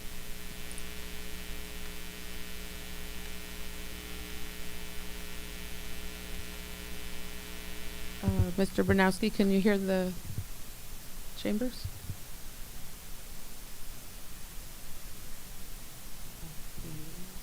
Is there something wrong with the Zoom? Because it. Can you hear me? Yes, we can hear you now. Oh, okay. Yeah, the unmute thing came up twice. So, thank you, Madam Chair and fellow supervisors. Good morning to you. It seems like roads are a big part of the discussion today, and I just wanted to add my 2 cents. And I am, in this case, calling on behalf of the San Benito County Republican Party because the issue has come up a few times now. And just for context, when school districts put out a bond measure, I have supported them when I've been on the board because even today, you can drive by, you can see what you paid for. There is Rancho Santana School, the upgrades at Spring Grove School, and of course, our high school facilities, whether you love them or not, they're there and we can see them. And of course, the hospital bond measures that passed so many years ago, which I supported, I can see the hospital there. But Measure G was supposed to take care of our road problems. And I guess what I'm asking is for you folks to put on an agenda item. Where are the Measure G funds? Maybe I'll be able to find it if I Google it. But, I can see Union Road and I can see 156 and things along those lines. But the core of what most residents see every single day, like Fairview Road, which I drove down to or drove by, and Shore Road today while I was on this meeting, they're just horrendous. And just like the hospital issue, where the number one driver of that was my wife saying we would not live in a community without a hospital, I have to say my passion is right there.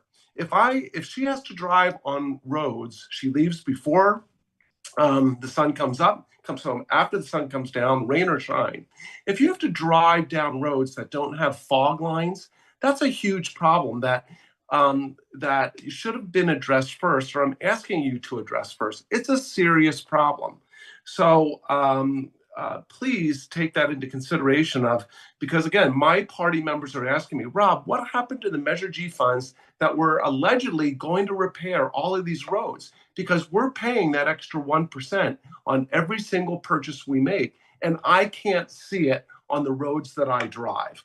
That's a little bit of embellishment because I do see some of the improvements, but you know what I mean. I mean, again, for us to have to drive on roads that don't have fog lines as we're heading into winter is a very serious issue. And I also want to draw your attention, if I have time, I don't see a timer here, but then I see stupidity, like on Fairview Road, a bus stop was erected right outside Rancho Santana.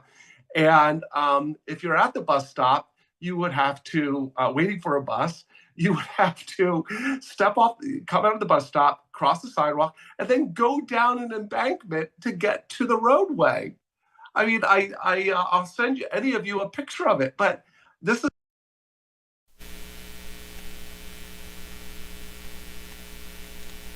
I don't know what happened there, but. Sorry. Let's try Nicole. You've been unmuted. You have 3 minutes. It's going to be on her end because she's unmuted. Okay, so no more public comment. Thank you very much. And I just want to make a couple of clarifications.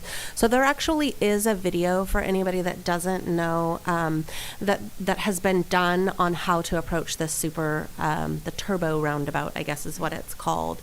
And so can we maybe get that pushed out like on our social media pages? I'm sure we probably have, but maybe just keep doing it so the community is aware. And then in regards to Measure G, you can go onto the COG website. There's a whole section that's dedicated just to Measure G.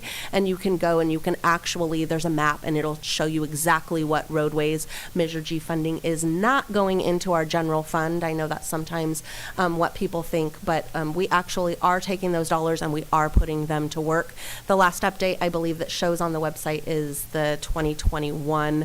The Measure G Oversight Committee has to review everything first. They're in the process of that, and as soon as that has been reviewed by that committee, those updates will be the most current updates that have been completed with the Measure G dollars. But we are using those, and so we're very grateful that we have the Measure G. So let's go ahead and go into consent agenda, and then we'll break right after consent agenda. So again, 1.1 was removed from consent agenda.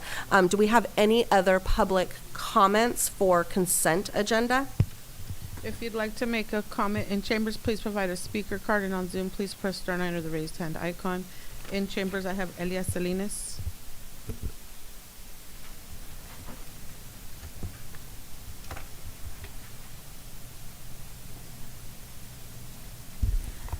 Thank you. Item 1.3 and 1.5, I had 1.1, but you took that off. JEA and Associates to represent at the state and the federal level. I haven't heard any discussion with regards to, are they replacing Nielsen Merksimer? And if so, there hasn't been any public discussion out at the dais. Are you adding another consultant as well as Nielsen Merksimer for an additional, this would be an additional $125,000 plus what you already paid Nielsen Merksimer. So I would like an explanation, please, a public explanation why this is happening. Are you having two, or is Nielsen Merksimer, and why did you not have a public discussion if you're no longer using Nielsen Merksimer? And 1.5, let's see, execute a contract with consultants to exceed, oh, thank you to Ray Espinoza for reaching out and gathering information with regards to helping Hazel Hawkins Hospital. This is a great consultant management company. I know you guys have been talking about this for quite some time, so I want to thank you for bringing in somebody who already knows the history with what's going on with Hazel Hawkins Hospital. This county cannot afford, cannot allow to close Hazel Hawkins Hospital, and I appreciate all the work that's being done by county to assure that somehow the hospital stays open. Thank you. I have one on Mr. Banowski. You've been unmuted and you have 3 minutes. This is with regards to items number 1.17 and 1.18. And it's sort of an expansion of where I was going with before. Look, the county is the lead agency in the county. And if we use your work with the hospital and just making sure we have a hospital, these roads, I'm asking you to take leadership with them. You are our go-to legislative body. Going to COGS by way of example to find out things that's, from a practical point of view, it's just not possible to get answers that residents need. So anyway, thank you for item number 1.17 and 1.18, doing whatever you can to get these repairs done.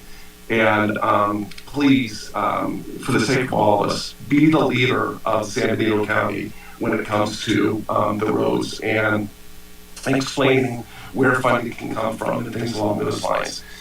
Because you were advocates for Measure G and the increase in the sales tax. Thank you very much. That concludes.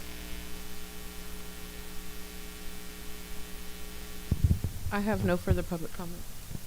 Thank you. Bring it back to the board. Anyone have any? Supervisor Kosmicki? Yes, I will pull 1.3 and 1.8. Yes. Anyone else? No, it does not appear so. Okay, so does someone want to make a motion to approve all of them except for 1.1, which has been removed, and then we'll pull 1.3 and 1.8 for Supervisor Kosmicki. I'll move to approve item 1.2 through 1.20 with the exception of 1.3 and 1.8. Second. All in favor? Aye. Aye. Anyone opposed? So 5-0. So we're going to go ahead and take a 5-minute break.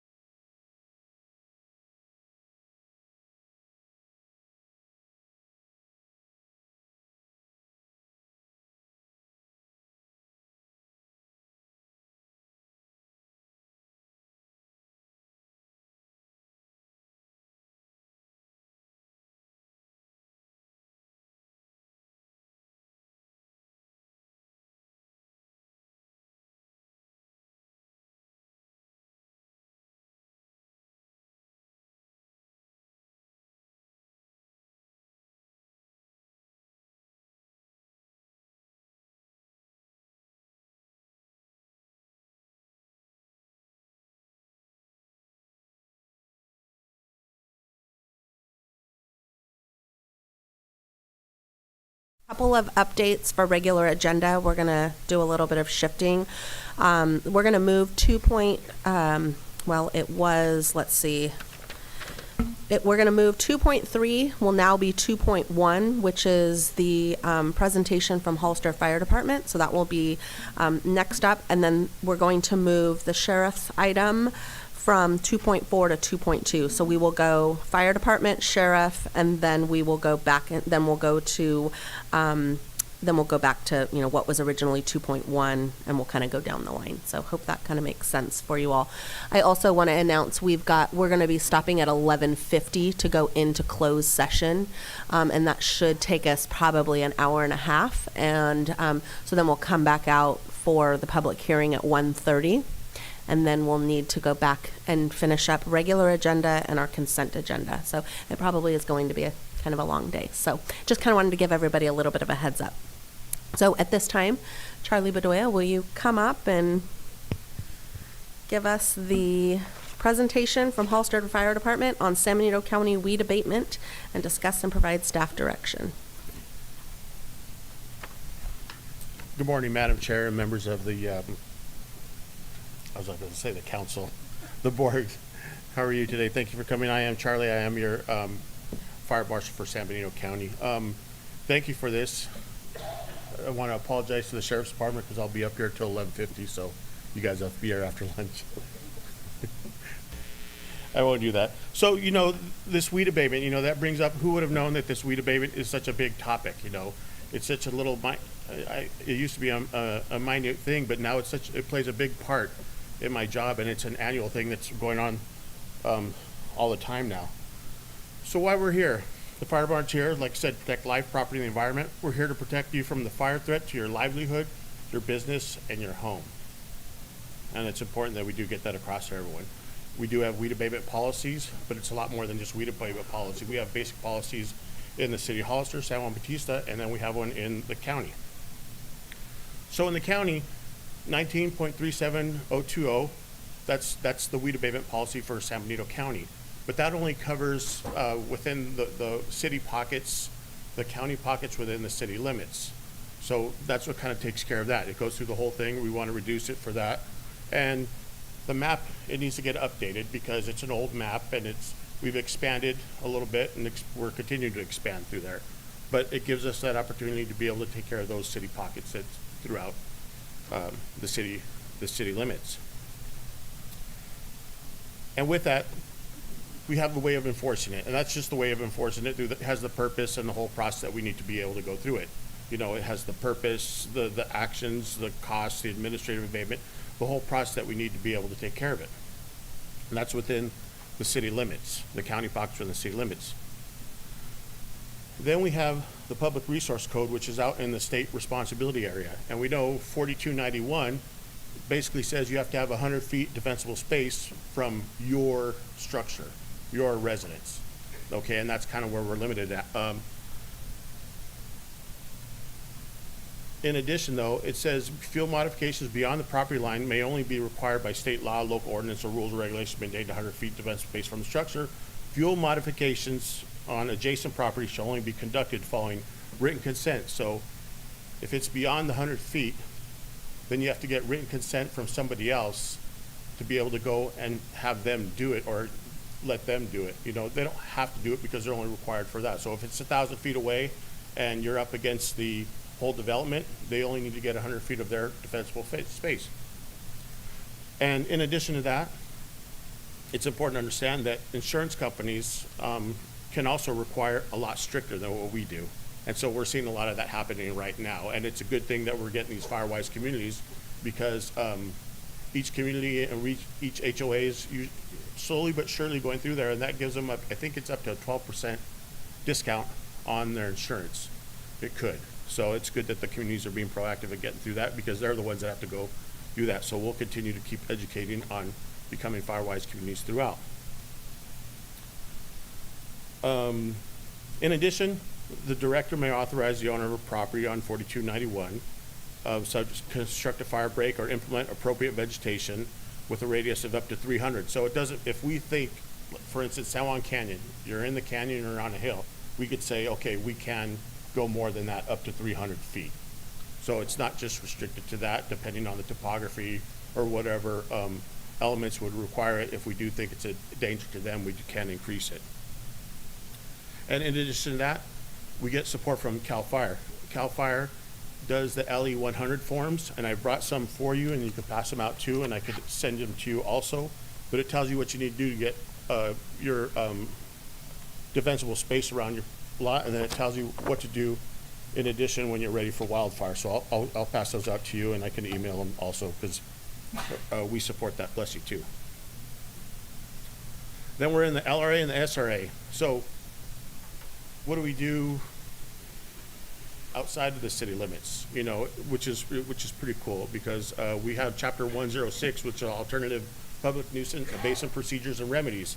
So we already have it adopted. I brought back an ordinance that I was trying to get passed through here to assist us with mitigating those weed abatement or those nuisances properties out there. But in research, I did find that we do have something already in the code that'll assist us with that and help us.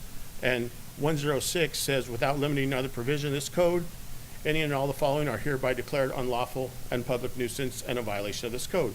Any condition that constitutes a visual blight to a reasonable person of average sensibility. So it doesn't have to me to do it. So if I have one person that says it or another person that says it, obviously it's a nuisance and we can go declare it. And I think we have to I think we're to the point where we have to have a zero tolerance, and the moment that we do notice it or does get reported, we just automatically go out there and say, hey, we're going to declare a nuisance and you need to clean it up. And this is straight out of the code. E, the existence of overgrown, dead, decayed, disease, hazardous trees, and other vegetation, including but not limited to dead agricultural groves, which are likely to attract rodents, vermin, or other nuisances, constitutes a fire hazard or is dangerous to public safety and welfare.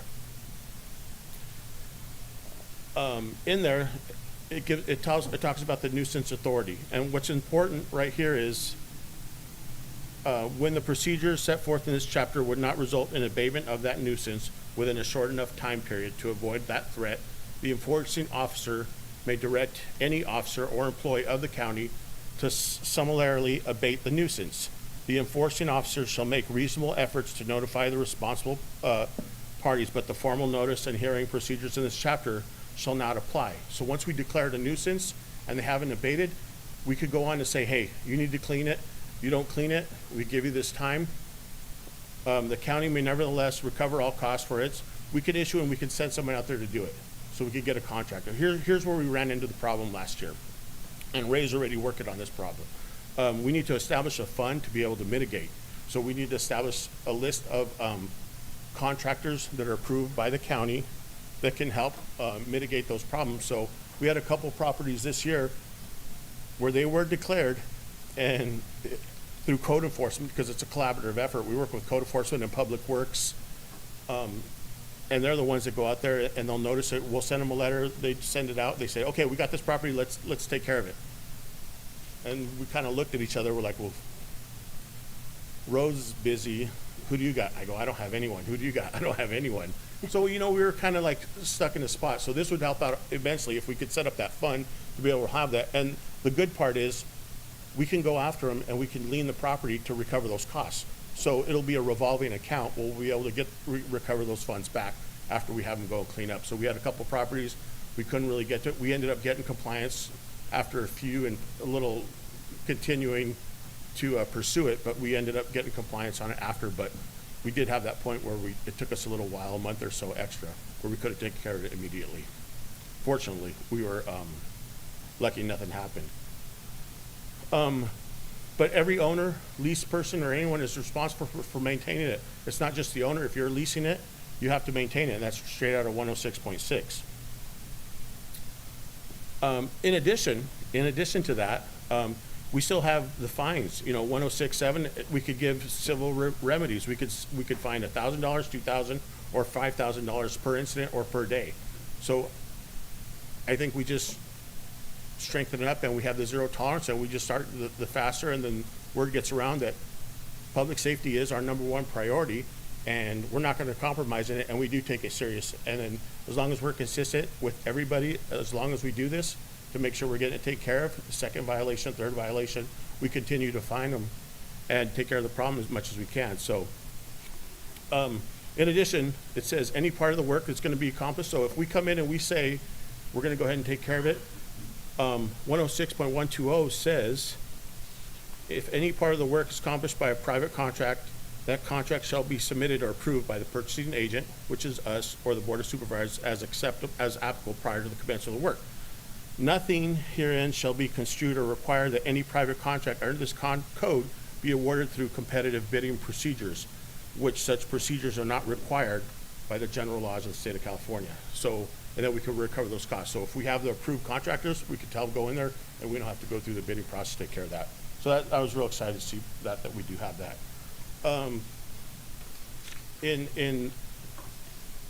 Right now, it's currently at our discretion, the code official and the fire official, of what's a nuisance right now. But if someone can declare, I think we support the community and say, yeah, let's get it taken care of. It is a nuisance. We can add requirements. Some examples from Riverside County, which I thought was really good. They could add 100-foot, basically wide strip of unimproved land or roadway is basically what it says. And we could do that. It could be added. We could add more, or we could add less, is what that is.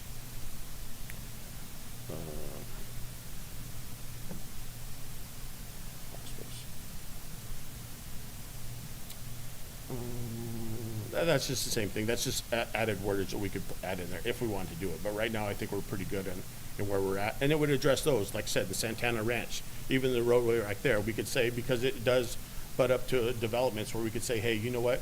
It's not just a plow line. The minimum is 100 feet. So let's go ahead and declare it a nuisance and get it taken care of. So we do have that already that's in there. And then we'd be able to take care of the Ridgemark hazard property, which was that was a complicated one. It took a really long time with the topography, but we finally did get it done. But now we have the strength and the power and the authority in here that says, okay, here it is, we're going to declare it. We've sent out, not like we've sent a letter, we've sent another letter, we can go ahead and declare it, give you a attainable amount of time, and then just go ahead and have it taken care of, or have our person take care of it, and then recover the cost. And this is just real quick, wildfire prevention campaign. CAL FIRE has additional stuff that we can do. They're big on fuels reduction. They're big on prescribed fire. They're big on vegetation management. Wildfire prevention grants is what we've applied for, like getting the shaded fuel breaks, so that's something that we'll continue to do. Teaching target shooting safety. This is kind of like a double-edged sword because they promote the lead. Well, we don't do lead here because of the condor here. So people have to be responsible. So if you're irresponsible at target shooting, and we've done things to prevent it, on federal land in the fire season, but CAL FIRE will submit those bills, and you will, if you're negligent in your target shooting, they will recover those costs to pay for that. In addition, we need to educate people on the equipment use tips. When you're able to mow, get your spark arresters, do it in the morning when humidity's lower, instead of higher instead of lower, to help prevent that spark, because we've had many fires that have started from equipment. It's good that people are doing it, but they're doing it at the wrong time. So it's like, okay, it's an educational process. We'll work with you this time, but next time, so we don't prevent that. So, and then before you burn debris, make sure we have the proper education people, and people are making their proper contacts, even up to campfire safety. So that's all on the website through there.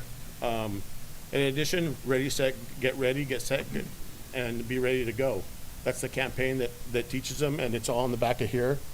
And everyone should be prepared for any disaster. And they have some good resources on the CAL FIRE website. So I hope this helps. I didn't want to go on too long because I could go on talking forever and ever on this, and I was excited about it. But then again, when we did bring it back before, maybe we could have prevented something that's happened, because we've had a couple of fires on certain business owners' properties where we could have mitigated it. We could have gone in and said, you need more of defensible space, and this is the reason why. So I think that we stay tough and we stay strong on that, because we've had two very big fires locally that have proved to be scary, and they could have been really, really bad. So I think we just get that, and we'll work with Aromas Tri-County Fire Protection District in trying to acquire the grants and working with them, hey, with code enforcement, because code enforcement has the whole county.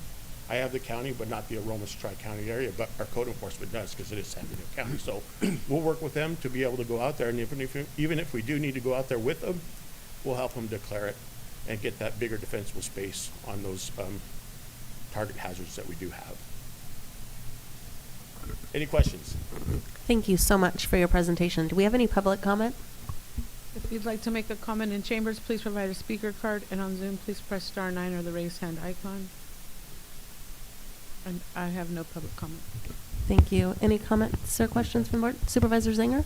Thank you.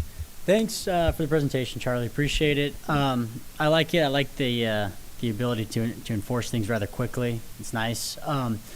And this is great for the private property aspect. But this might be a question for Steve. I'm not sure. But how are we addressing like the just roadside public property along the road? I don't know how that's being addressed with Public Works. I don't know the deal though. But is there any update on that part of things? So in Chapter 23.25, we have a fire design standard that requires the county to have 10 feet of roadside clearance on both sides. And that's county roadways and highways. We do have a good working relationship with Caltrans where we try to get them to do their part right there.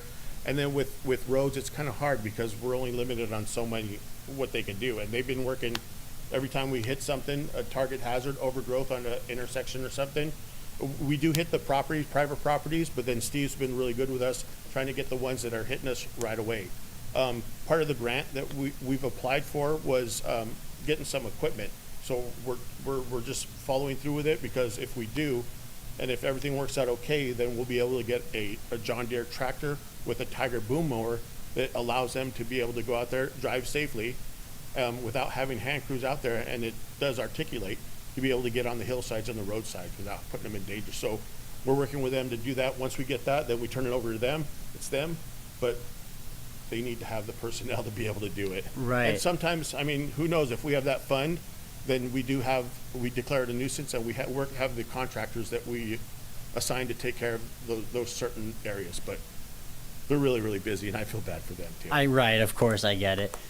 You mentioned the tractor. Do we have anything now? I mean, we have something, right? I think they do have something that they are working with. So we'll get a third one. Yeah. We just need more guys, I guess, to Yeah. be able to drive them all. Yeah. All right, thank you. Mm-hmm. Well, in addition, if someone's in violation, 106.170 also says that we can refuse, if you have a project that's in process, we can refuse that project until you become compliant. So we can halt all projects that are moving forward, and it's from the small one to the big one. And we've done that before, so we do have that authorization to halt a project. And actually, just follow up. So to understand, just along roads, you guys determine it's an issue along a certain road, and then you put it over to Public Works, and then they get to, is that how the process works? Well, I mean, anyone could really call it, but yeah, if we see something, so I'll get phone calls, and you'll get phone calls and say, hey, this intersection right here, hey, this intersection, hey, this house right here. So the private ones we'll usually take care of, and then the roads, I'll usually make contact with Steve, and we get that. So we get them, it's a collaborative effort. It's like from city residents to county residents to the Board of Supervisors to council members, all kind of funneling our way, and then we try to point it because we don't want everyone calling, and I usually say, hey, I'm getting this, I've gotten 3 or 4 about this one, can we take care of this? And that's how we're doing it right now. Got it. Cool. Okay, I'm going to step in here. Okay. Charlie, thank you so much. The ride-along taught me more than I ever wanted to know about weed abatement and the challenges of weed abatement. So I do agree code enforcement is really where our focus needs to be so that you have some teeth. And I feel like from working with this board for almost a year, we're all about enforcement. I feel like we kind of have something really that we all agree upon, that litter enforcement, weed abatement enforcement, we're all about enforcement. So whatever we can do to support that, and I know Public Works is challenged, so however we can support, HR is working hard on recruitment, and they're changing some things. So let's hang in there, but we're going to get through this. I guess the biggest problem is we only have one code enforcement officer, and she does a really good job and did some really good compliance letters for us and did the work, and she's the one that has to follow through. The code enforcement needs to follow through with it to get it through the process, and there's tons of work. And we're usually going out as a team together. Let's go hit this property, let's go get this one, so. This is where, when it comes to the IT committee and the conversations that we've had about this new GIS app and being able to be on a tablet or a phone and you'd be able to do all the documentation as you're out there, I really want that to be one that we test this new app with GIS, because I think after doing the drive with you, it could be so beneficial.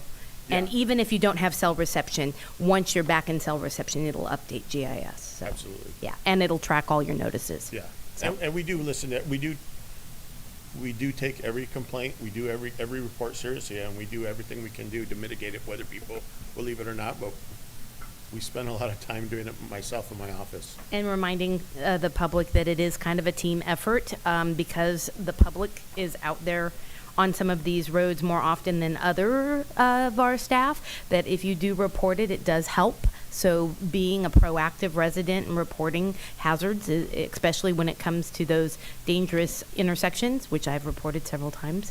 And I thank you guys because you always go out there and fix them. But it's getting the entire public involved. Yeah. I appreciate it. Thank you, Madam Chair. Yeah, so in my district, as you're aware, we mentioned Aromas, big concern, along with San Juan, Aromas back areas in the hills are particularly concerning. Can you answer on you mentioned, I think you alluded to the fire in Aromas that recently happened with the wood chip pile that was growing for years. How do we, now that's not necessarily weeds, I mean, it actually kind of is because it was eucalyptus trees, is my understanding. What happened there as far as what role would we play? And I'm just wondering if if I could just get some answers as to why that wasn't enforced and prevented. Well, I think it's just an educational on our part and educational for Aromas Tri-County. Now, anyone that's throughout there, in 1.06, it says anything that can be a hazard, we can declare it a nuisance and we can have them clean it up. So it's at our discretion. Right. So if we see something or you see something and you agree with it, you let us know and they're like, yeah, we agree with it. We'll go out there and we'll tell them. And it says all right here, it gives us the legal authority to declare it a nuisance, give it a bigger defensible space for that reason, or tell them clean it up, or we'll start fining them if they don't. Right. So, I mean, I think we've experienced it enough where we could say, hey, that's a nuisance. We need to clean that up. That's going to be a bad deal. So we have the authority through 106 to declare it regardless. Okay, and of course, Aromas have the multi-jurisdictional thing, so the communication is key there, I think, as far as whose jurisdiction, different areas, and size of the street. It doesn't matter there because our code enforcement goes everywhere in San Benito County. So if I get the call, say, hey, you might want to check this out, you need any support, let me know. But if it's on the other side of the street in Monterey or Santa Cruz, that's you know, I think we could probably find something over there also that's similar to that, but we could pursue that also. Okay. And I like the idea of zero tolerance. I really do on this. I think it's absolutely necessary at this point. People can get mad at me all they want. This is such a crucial issue. You can call it an exaggeration, but there are areas of our community that literally could be the next paradise. And Aromas comes to mind, San Juan Canyon, all the hills up there. We have to really get more aggressive on this. So I would be in favor of taking another look at the ordinance and perhaps even forming an ad hoc committee to work with you to look at some potential recommendations to strengthen it even more. Okay. That's just my thought on it. And then zero tolerance is great, but it's tough to have zero tolerance on the public when the county is not in compliance. So how do we find private landowners, and I want to find them, but I see some level of hypocrisy there where we're looking at, we should find people in private properties, but yet the county is not keeping up, and that's not a knock on Steve and his staff at all. They need more resources, and I'll get to that, but that's where I see some issues there as far as... Well, it's not like we're really being... We don't have the opportunity to be proactive and go patrol and go up. So we're being reactive. So we're getting the reports of it. Then we're getting the nuisance. And it's not really us that's going out there. It's the general public that's saying, hey, this is a nuisance. Can you take care of this? And then if there is our part of it, we'll take care of our part. But we'll hold those property owners responsible. But yeah, I agree with you too. It's like when you call code enforcement, people get mad because code enforcement comes out because they complain about that lot right there. But code enforcement looks at all the lots coming into that property right there. They're like, I'm the one that called. Why you write me up? Well, you have more violations than anyone else. So they hold everyone liable for it. So Yeah. we'll do the same thing. I mean, we're not that hardcore, but when there's something that's obvious, like the dead orchard, that's up to the school, behind Southside School, you know, that's a big fire hazard with the kids right there. So Yeah. there's really My point is, though, is that we need to do a better job. We as Yeah. a board, not the staff. We need to do a better job of giving them resources. And I would even suggest, beyond looking at the ordinance, that, you know, if we have this conversation soon about bringing in outside contractors for road pothole maintenance, that we might want to have a conversation about whether we, especially, I mean, after the winter, we're getting into the winter now, so it's really too late, but going forward, whether we want to bring in a contractor to help out, you know, if we have some money that I'm understanding has been freed up, and I think CAO is here if he can comment, but, you know, if we have the available funding in the budget, I would suggest perhaps shifting it towards something like that. And I'm all for working with an ad hoc committee so we can bring in some other ideas. Absolutely. Madam Chair, if I may, just want to update the board. So we have ARPA funding. There is a portion of that funding that we may be freeing up, and we're going to be bringing it back a report to your board at our next meeting to discuss that potential funding, and we could probably put it to pothole repair, to illegal dumping, weed abatement, and allocating some funds for these programs, and we can, you know, be on top of it. And there's some other things that we have. So we'll be bringing this back to your board. Just thank you very much for the report. Very informative. Thank you. Yeah, thank you very much for the report. I am very much in favor of us establishing a fund and identifying and approving kind of local contractors to do some of this work. I understand a lot of times it's a timeliness issue, and so I think by having that fund, we'd be able to expedite and get some of these things taken care of a little bit quicker. You've always been incredibly responsive to my calls as I've called and complained about, hey, what are we doing about this? I just got a resident that called. I do think education is a priority, and it's got to continue to be a priority.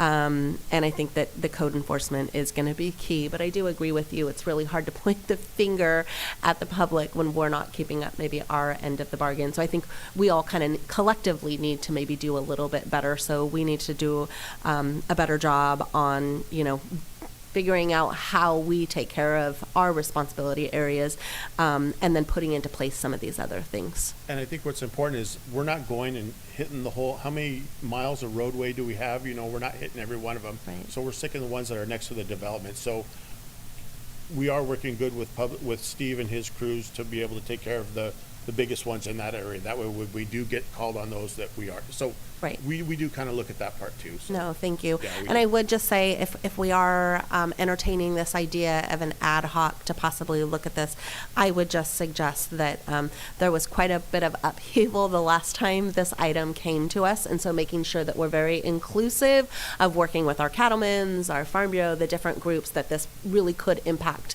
out in kind of the rural areas. But it is so important that we do everything we can to prevent wildfire here. Fire doesn't take a day off. Fire doesn't care if it's a grazing land or not. So, Right. you know. Right. But I think if we can work together, we can find a solution that kind of works for And we're not everybody. going out hitting everybody. We're just hitting the ones that are up to the development on the roadside, getting the plow line. I mean, it's at our discretion. We're not hitting everybody. Okay, so kind of what is the will of the board? I don't know. Do we have the stamina to put together an ad hoc at this point, or should that be a goal for after the first of the year? After the first of the year might be too long to wait, because we have the debris is out there currently already. I've seen it, like when I'm in the line to go get the Quick Quack car wash. I'm like, this is a brand new development. What are we doing with weeds that are probably like 5 feet tall? And so. Yeah, and just call me up and we'll hit them up and make them clean it up. I mean, the ad hoc would be okay because we still continue weed abatement 365 out of the year. So that doesn't stop with us. So we're continuing with ours, mitigating all the hazards that are out there. So we won't stop with that. So my question is, would the fire district that we already have a committee for, would that be? That's where I was going, Yeah. Madam Chair. I was going to say maybe we can bring this to the fire committee and start a conversation that's more collaborative with both cities. Sounds good. Is that something I that Supervisor Currow and Kosmicki are on together? Yeah. Okay. That and sounds start great. the So it sounds like conversation there. but- Now, what about the need to establish this fund? Is that something that we need to do? Bring it back? We'll bring it back. We're Okay. gonna bring it back. We're Is there a gonna bring the whole- desire for you guys to bring it back? I think we Yes. need to fund. Yeah. Yes. Okay, so it looks like we're all in Okay, favor of bringing sounds that good. back. Sounds Yeah, great. thank you. Madam Chair, my only thing is your form, the LE 100 form, is that it? Any way we can get that electronically posted on social media so we can, even though we're going into the winter, fire doesn't take, like you said, it doesn't take vacations. Yeah, I could send the PDF to whoever you would like me to send it to. I'm going to say Dulce, Gracie, Christina and copy Ray. Yep. Copy Ray. Thank you, guys. Yeah, it's right off the CAL FIRE website, so it's, everyone in the whole state's doing the same, getting the same information, so it's consistent. Thank you. Thank you so much for coming and giving us this presentation. Yeah, thanks for the invite, I appreciate it, and I'll give you copies of this. All right. Okay, so next up, we have Sheriff Taylor. We're adopting a resolution approving the grant agreement with the Department of Healthcare Services, accept the 2023 PATH Justice Involved Grant Award in the amount of $2 million, and authorize the sheriff or his designee to take all actions necessary to administer the grant on behalf of San Benito County. Thank you, Madam Chair, members of the board. Let's first acknowledge that firemen are heroes, and so as Charlie's finishing, passing everything out, and he did talk way too long. The timer went off a long time ago. So thank you for hearing this item. I actually want to step aside and let Renee talk about it. Renee with probation and also does reentry services with our office, put the lion's share of work into this and really champion this to happen. So instead of hearing me talk, which I love to do, we'll let Renee fill you in on what's going on and answer your questions. Good morning. So this effort, you may have heard from probation before, but this is specifically for jail services and the expansion of Medi-Cal for Medi-Cal recipients while in custody, which is a great overdue thing that we need. So it's going to expand coverage for physical health, mental health, substance abuse disorders while in custody. And so it'll give us an opportunity to really help them before they're released, get those services in place and have a better warm handoff before release and after release and follow-up and care. So this money will help us expand MAT services, so medication-assisted treatment, and other healthcare services, as well as enhanced care management, reentry, and maybe IT, so we can get a better technology in terms of our jail management system or just collaboration between our partners, and so we can better communicate about what's going on with our incarcerated individuals. So we're just really excited for this money to help us expand and help fund the mandates that are required by the state and get us in a better position to meet those and get our implementation plan. So the original implementation plan was due April, but they have pushed it back to October, which will give us a little bit more time, and we'll need that time to work with our partners and come up with a great plan. So, and thank you so much for allowing me to speak, but I really want to give credit to the commander and our partnership and our teamwork, because without his support and the sheriff's, we couldn't do what we need to do. So thank you to him, and I know he's on his way out, but he deserves some of the credit, of course. So, yeah. You want to say anything?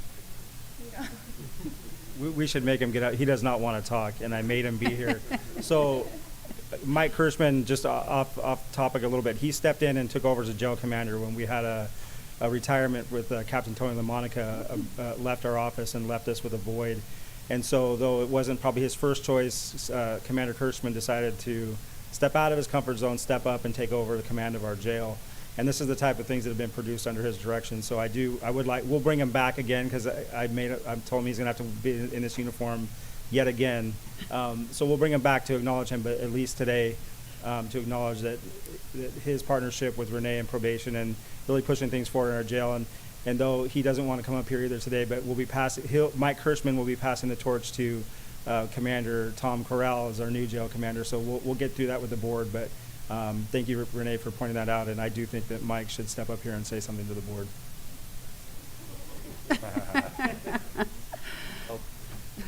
Thank you, Sheriff. Yeah, like I say, this CalAIM thing is really important. I know we've already implemented a few things. We had to start like January of 2023. There are some forms we already asked the inmates when they come in, and this money is going to be very important to push this forward and get it to be effective in what we need to do. And that's all I have to say. Thanks. Thank you very much. Do we have any public comment on this item? If you'd like to make a comment in chambers, please provide a speaker card, and on Zoom, please press *9 or the raised hand icon. And I have no public comment. Any comments or questions from the board? Supervisor Curl? I know this was on consent, but we pulled it and put it on regular. I think it was warranted to highlight this is a big accomplishment, and it does show the collaboration between the two departments. So whatever we can do to help support, and you can't wait to see you come back in your uniform one more time. Right? Just thank Yeah, you. thank you so much. We really appreciate it. We're sorry for putting you all on the spot, but we thought it was really important that the community heard this. And again, we're celebrating our successes and our wins because we've got a lot of them. And so I do congratulations. appreciate you all highlighting this. We talk a lot about our angst over unfunded mandates, and this really was an unfunded mandate that Renee and Mike were able to find some funding to help alleviate that. So this amount of money we all know to bring into our community to be able to get better services for those in our custody is really important. So thank you all for highlighting it. Appreciate it. Thank you very much. So do we want to get someone make a motion to? Move to approve per staff recommendation to accept the $2 million grant. Second. All in favor? Aye. Aye. Anyone opposed? So 5-0. Thank you very much. Okay, so we're going to go ahead and break for closed session. And I anticipate we're going to need every bit of an hour and a half. So we'll be back at 1:30 to start the public hearing. Public comment. Do we have any public comment for closed session? If you'd like to make a comment in chambers, please provide a speaker card, and on Zoom, please press *9 or the raised hand icon. And I have no public comment. Thank you.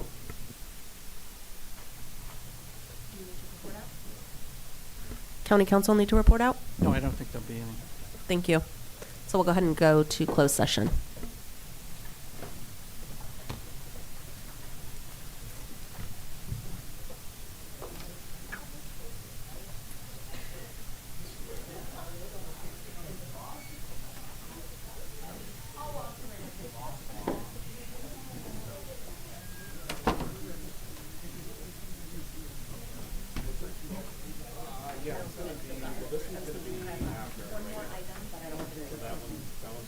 Sure, either way.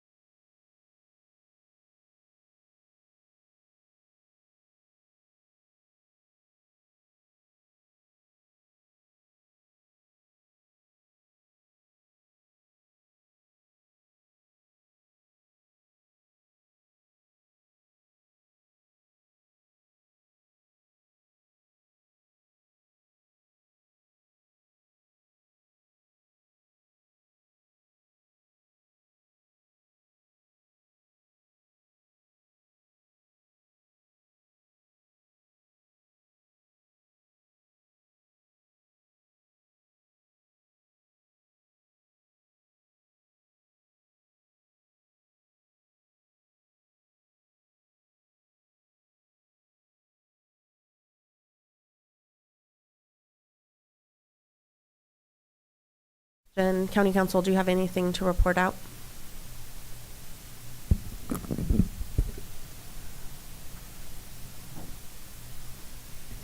The board heard information on 4.1 and direction was given to staff. On 4.2 and 4.3, information was given and no reportable action was taken. Thank you. Okay, so it is 1:38. I'm going to call the public hearing to order.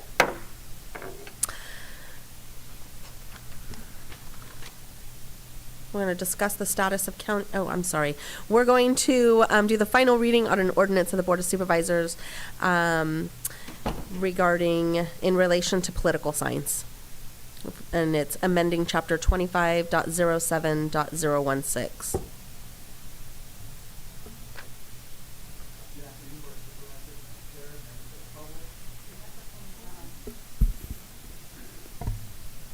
Testing? Okay. There we go.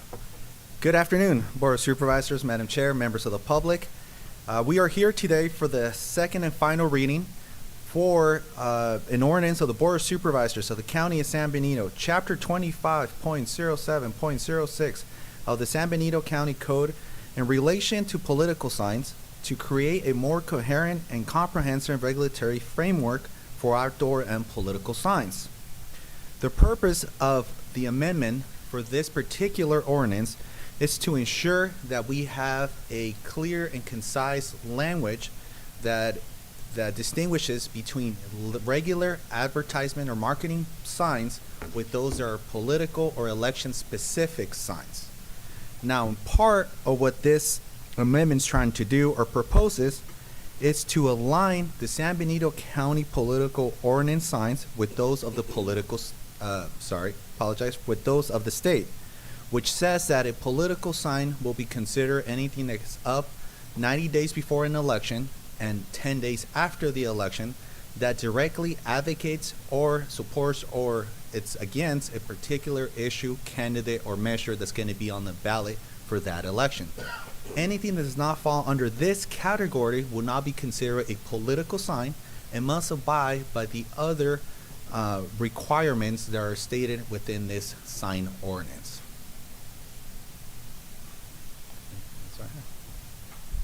Thank you very much. Do we have any public comment on this item? If you'd like to make a comment in chambers, please provide a speaker card, and on Zoom, please press *9 or the raised hand icon. And I have no public comment. Thank you. Do we have any comments or questions from the board? Nope. Okay, then what is the will of the board? Would someone like to make a motion? Move to approve as recommended. I'll second. So all in favor? Aye. Aye. Anyone opposed? 5-0. Thank you very much. Thank you. So I'm going to close that public hearing, and we'll go back to regular agenda. And let's see, we're going to go to item, it was previously 2.1, now it's 2.3. We're going to accept an informational presentation regarding the definition of a farm stand in San Benito County and provide staff direction if desired. Thank you, Madam Chair, members of the board, members of the public. Good afternoon. Abraham Prado, San Benito County Planning and Building Services Director. This item is here before you as a request from the Board of Supervisors as a future agenda item in regards to the definition of a farm stand. And the San Benito County Code does not have a definition of a farm stand, but it does have permit requirements for a structure that would have the sale of agricultural products, and also permit requirements for the agricultural products sale of itself. And I can go over that as indicated in the staff report as well. Per table 25.02A in section 25.02001 of the San Benito County Code, if a proposed structure that will sell, in this particular case, agricultural product, is less than 2,500 square feet, which essentially would be a structure that would be 50 feet by 50 feet or 40 feet by 60 feet, no more than 2,500 square feet. It does not require a discretionary permit. It does not require a public hearing. with the planning commission or board. It's an administrative permit requirement in the form of an administrative zoning clearance, and it would require, though, a building permit. If the structure is between 2,500 square feet and 5,000 square feet, which would be, approximately 50 feet by 100, 40 feet by 90, then it is still considered a non-discretionary permit. It's more of a ministerial permit. It's called the minor development plan review.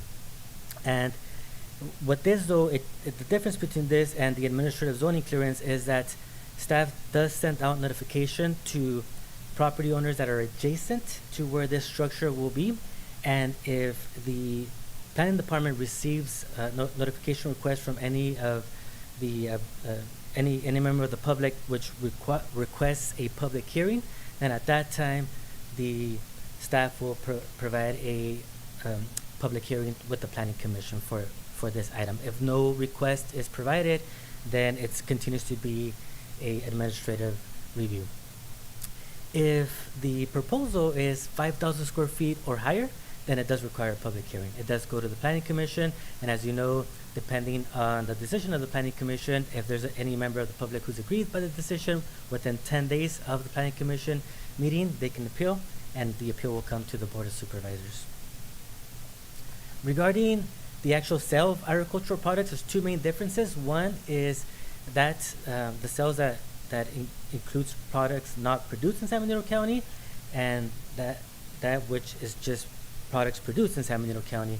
So per table 25.03B and section 25.03004, the sale of agricultural products, including products not produced in San Benito County, requires an administrative permit review. So that's all in-house, and that's a permit from the planning department. However, notification is sent out to property owners within 300 feet of the project site, and if anybody does request notification to the planning department to be able to have a public hearing, then a public hearing would be presented to the planning commission. If there is no request for a public hearing, then it continues to be administrative. However, if the proposal to sell agricultural products is also linked with a proposal to build a structure that is, depending on the size of the structure, as noted on the previous slide, the structure may be able to go to the planning commission depending on the size, as mentioned previously. And the sale of agricultural products produced in San Benito County are permitted by right. So that is just a request that is permitted by right in the AR, APR, and Rural Transition Zoning District. However, as mentioned earlier, if the sale of agricultural products is linked also with the proposal of a structure where the agricultural products will be sold out of, then depending on the size, as discussed on the previous slide, it may require planning commission determination. So with that, it was just an informational presentation as requested by the board. Staff be happy to answer any questions or respond to any questions and receive any direction from the board as required. Thank you, Abraham. Do we have any public comment on this item? If you'd like to make a comment in chambers, please provide a speaker card, and on Zoom, please press *9 or the raised hand icon. And I have no public comment. Okay, any comments or questions from the board? Madam Chair. Yeah, Supervisor Kosmicki? Yeah, I brought this forward. I'm a little confused at this point because when we talked a couple years ago about this, it was very explicitly relayed to me that if you have a produce stand that you're growing on site and you're selling those products, that you're exempt from planning requirements, and it basically led to the 6,800 square foot building off 101 at the Bettable. And so how did that happen then? Do you know? I mean, I know you weren't here at the time, but where's the disconnect here? That's a good question. My understanding, when I came in last year, the update of the zoning code was just about to be finalized, and my understanding is that this section has not changed very much. It's pretty consistent. As interpreted and presented to you, anything greater than 5,000 would have required a public hearing. not sure if it was interpreted differently or there was something in the code, prior to a year and a half ago that required this particular building that did not have a public hearing. It was essentially just administrative. But yeah, my understanding is that the zoning code has not changed very much in this particular case. It was just interpreted differently from my understanding. Okay, because this is not, and it's not your fault, that's not what was communicated 2 years ago, and I was actually, I don't have it in front of me, but I remember being shown some sort of language that had a paragraph about on-site, and I know you used some language like may be required. I'm always kind of keen on that. So is there discretion there? You said may require permit. Depending on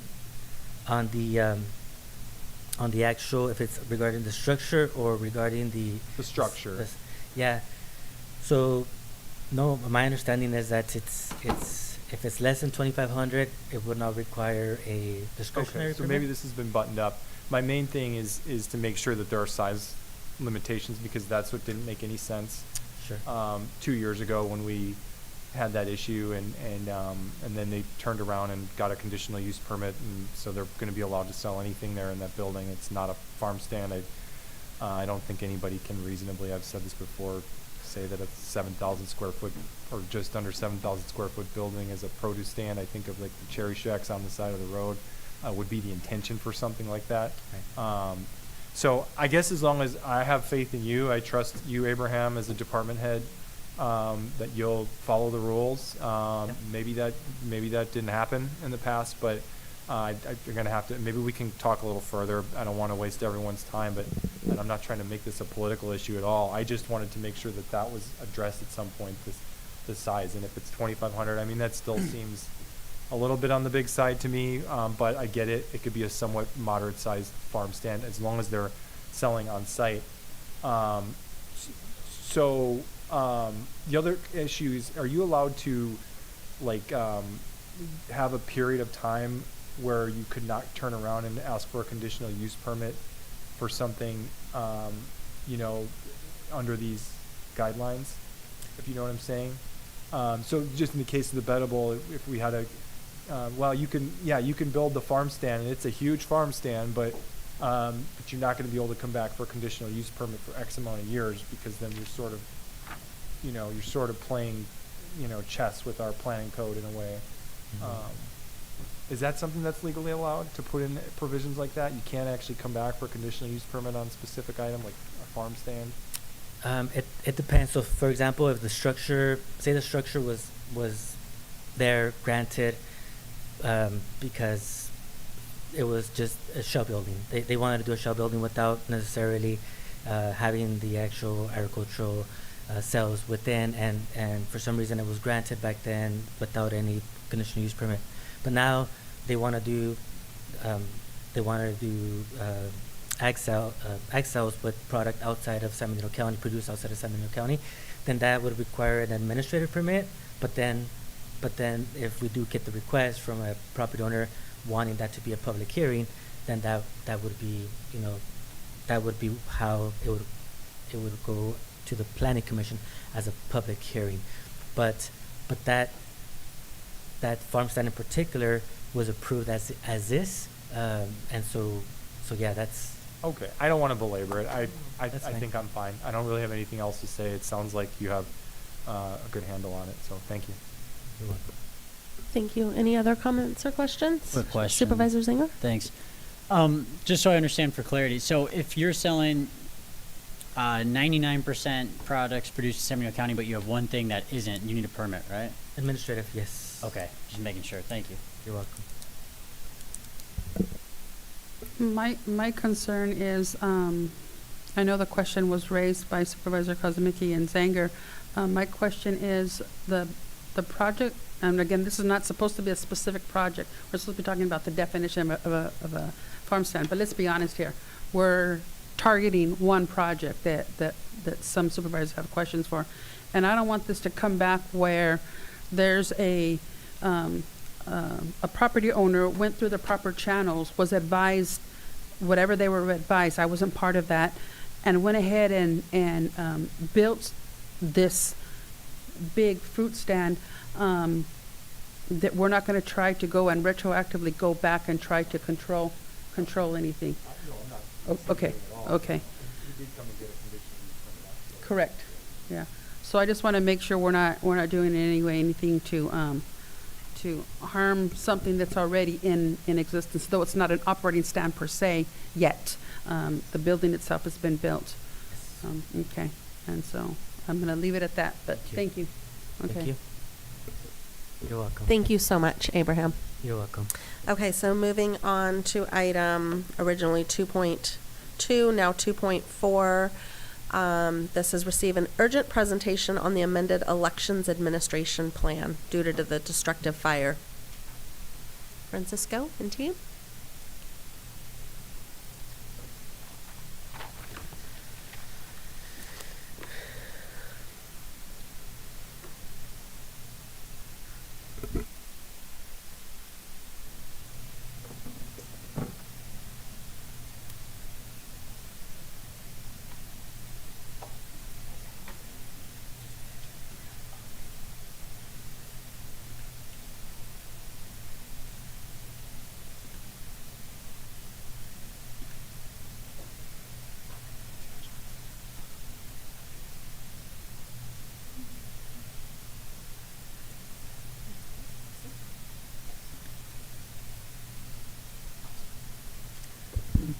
Good afternoon, Board of Supervisors, once again. So today we're here to present our election administration plan. And originally I was scheduled to do this presentation, but I think it's more appropriate if I ask the Chief Deputy Clerk Recorder of Elections, Ana de Castro Maquis, as she is the main architect behind this plan and ultimately been instrumental for us to be able to get this together in only a short amount of time and hopefully successfully get it approved by the Secretary of State by the end of the month. So Ana? Thank you, Francisco. Good afternoon, Madam Chair, Board of Supervisors, and members of the public. My name is Ana de Castro. I'm the Chief Deputy Clerk Recorder, as Francisco mentioned. So today here I'm going to present the amended election administration plan. And so really this is coming to you as an urgent presentation due to the fire that occurred on September 6th. And so we know that there was damage to the Hall of Records and our vote centers. So because of that, we have to move quickly to be able to secure new locations and to make sure that we are serving our voters to the best of our ability so that the next election is a successful one and that we can have even more voters participate in the upcoming election on March 5th, 2024. So the very first thing, if you would like to turn to your screen, we have, I'm just going to go over the changes that we had to make due to the fire. So the plan has been posted on our website and has been available for public review for the last 2 weeks. And these are the main changes. They have been highlighted throughout the document, and here we pulled out the biggest portions of it. So first up, we're going to go through the vote centers. So for 29 days, through election day, we will have the elections department, which will be moved to 1601 Lana Way. That will be open 29 days before the election. That vote center will be completely open. Following that, for 10 days, we will also have Abundant Life Church open at 790 Bolsa Road. That has not changed. That's always been the plan. But we also wanted to highlight that the elections department, again, is located at 1601 and will remain open through election day. Now, the next 2 additional vote centers that will be open for 3 days before the election and through election day will be St. Benedict's Church and San Juan Bautista Community Center. That has not changed. That's always been the plan. But in addition, that we had to change and that we're adding for this election is our satellite office. So our Hall of Records or our vote center that was here downtown was always available and conveniently located in the downtown area. So we will have this satellite open on election day because we know that we'll have plenty of voters that will show up to the Hall of Records believing that they are able to still vote there. So we have secured the San Benito County Community Foundation Epicenter at the San Andres Conference Room as our vote center for the elections moving forward. Now we'll move on to our drop boxes. So for our drop boxes, we are still going to keep the county library open. So the one at Wynn Alley will continue to be open. And we just have identified it as Wynn Alley, and so that there is no confusion that it's, our election department is no longer located there. But we have added the elections department, which will be at 1601 Lawn Away. So we will have a drop box available at that location, and that's highlighted at the bottom. So there will be a total of 8 drop boxes, 8 drop boxes available for voters to use. Now we're going to move over to a few edits that we made in our budget. So we have additional costs that we will be rendering due to the additional drop box. So that includes the picking up of the ballots, which includes the gas and the vehicle maintenance. We'll have an additional vote center, as you saw, at the satellite office. So we will need more staffing, and we will need additional supplies at that location. And throughout our office and throughout the vote centers and the different drop boxes, we will need additional supplies.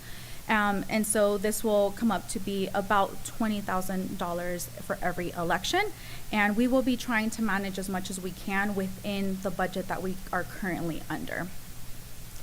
And really, these are the main highlights from our election administration plan, and we feel that this is the best way that we're going to be able to serve our voters. And so, again, we remind everyone to please, cast your ballot, and we look forward to serving you during this upcoming election. I'm available for any questions. Thank you. Do we have any public comment on this item? If you'd like to make a comment in chambers, please provide a speaker card, and on Zoom, please press *9 or the raised hand icon. And I have no public comment. Any comments or questions from the board? No? Supervisor Gonzalez? Yes, I just want to, I know that this is already in my mind, but I just want to make sure the community knows that there isn't any precinct ballot locations any longer.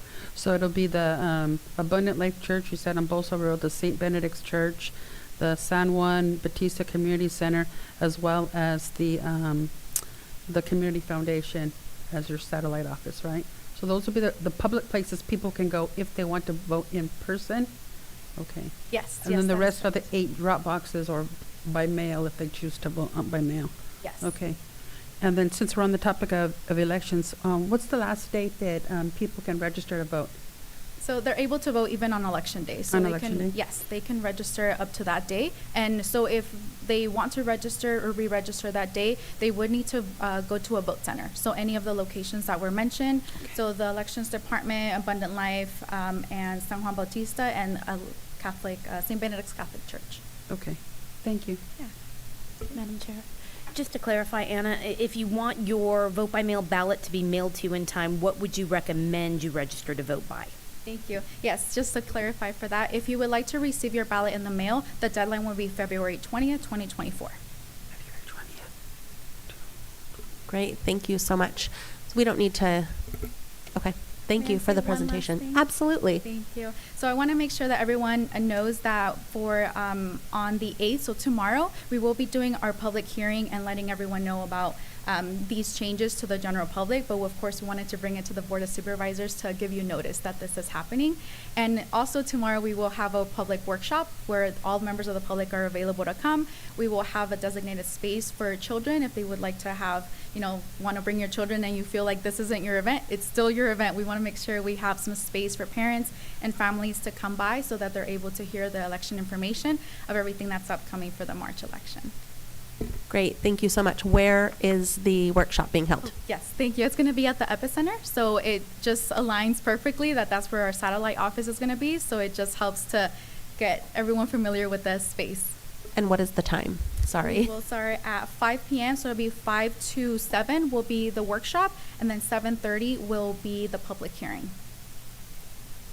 The only other thing I'm going to say is reminding everyone Gavilan College parking garage is the best place to park if you can't find parking, because I know the closer we get to the election, where to park is going to be an item, and not everybody understands that that actually is a parking garage. Yes. Thank you. Yes. If I could, thank you for giving me the time. I just want to once again thank you, the Board of Supervisors, for all your assistance as we're going through this fire. But I want to take this opportunity to also embarrass Anna, because she's been doing a great job. And This administration plan, it's about 70 pages. It takes a lot of work and effort. She's been meeting with over 20 community partners because it's just, you may only see the highlighted changes, but there's an entire administrative process that needs to take place. So she's been constantly at meetings. She's been communicating, exchanging drafts while she's doing her regular job, while she's also helping us relocate. So I also want to thank her for all her work, and we're very fortunate to have her here in San Benito County. Thank you, Anna.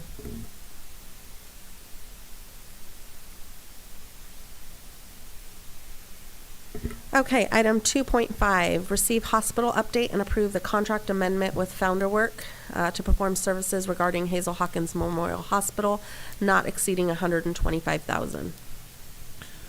Thank you, Madam Chair. We do have Cecilia Montalvo on the line for any questions and maybe to provide a little bit more additional update with regards to the hospital.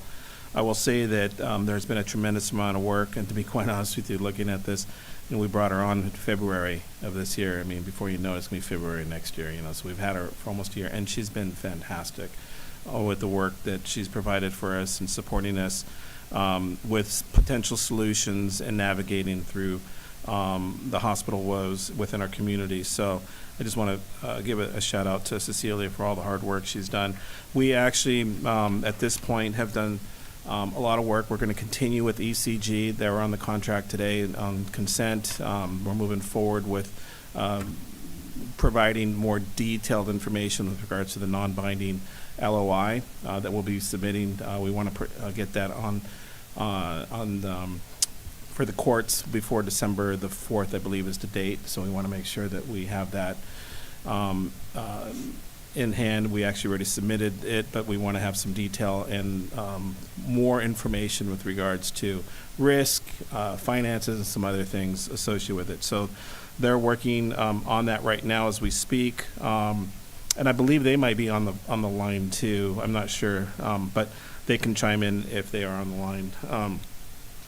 I can just share with you additional input with regards to this. We've actually reached out to the city of Hollister. We've given presentations, the city of San Juan Bautista. Also, we are moving forward with other nonprofits. Actually had a scheduled meeting with the Hollister Rotary Monday morning at 7 o'clock. And we have on the docket the Farm Bureau and other entities within our community to do some outreach to lay out the plan and what we're doing, and making sure that the community is aware of what the county has on the table. So with that, we do have this contract before you. She has been an asset and just a wealth of knowledge, and we would love for your board to approve this contract moving forward on the second phase. We're going to probably have another phase after if things are go in the direction that we hope. So with that, I don't know if you want to have Cecilia comment on any other updates that you want, but that's kind of the gist of it. It's up to you, your board.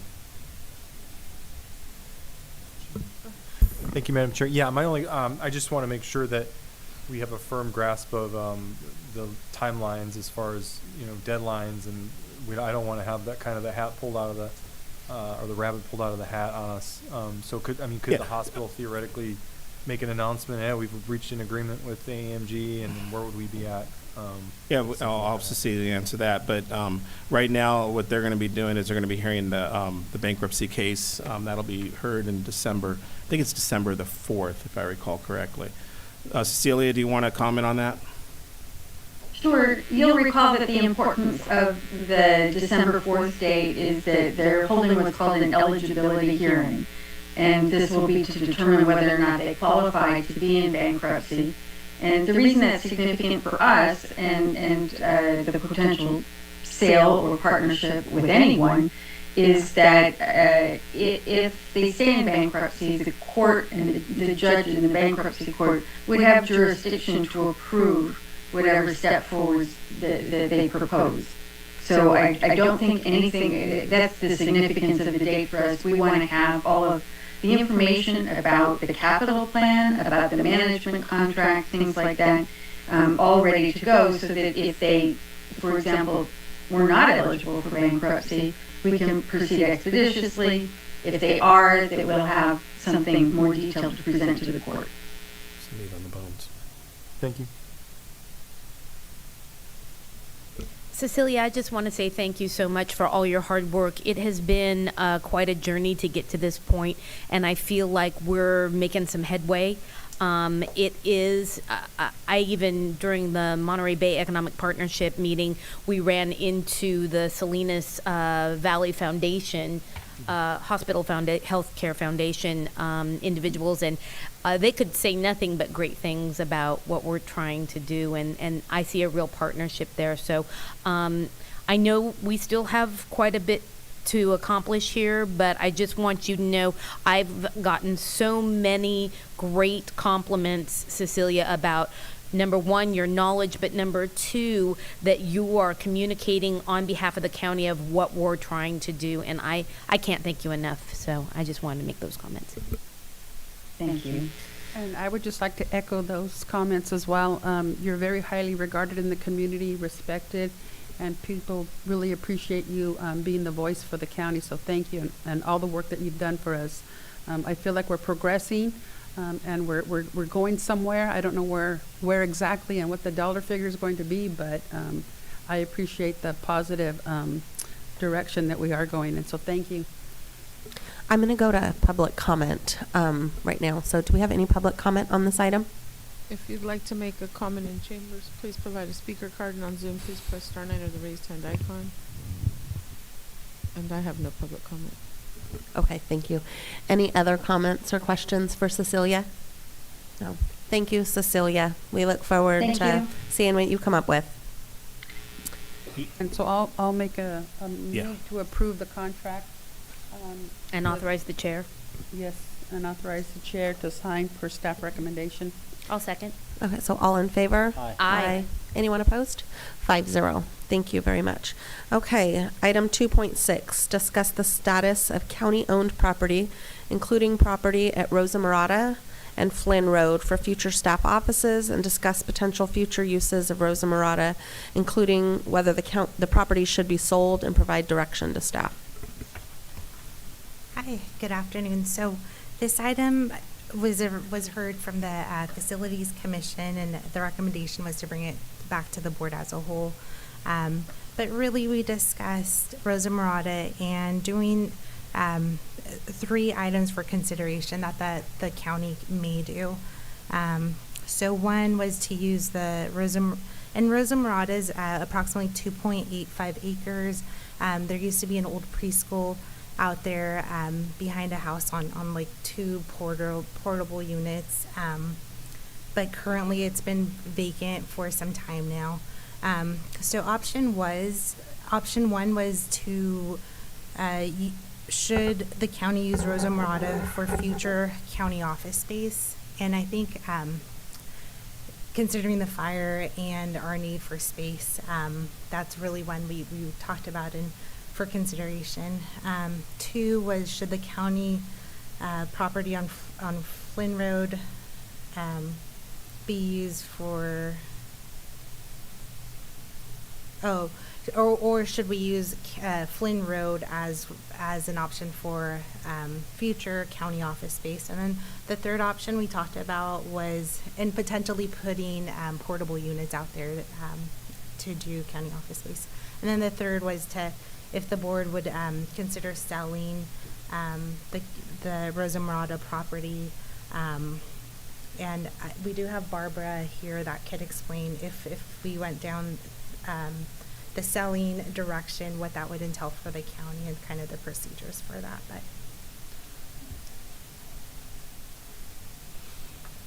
okay, we did have an appraisal of this property done. It does have, as Dulce spoke, it does have 2 buildings on the property. One's 2656 square feet. It was built in approximately 1920, but was reportedly substantially updated.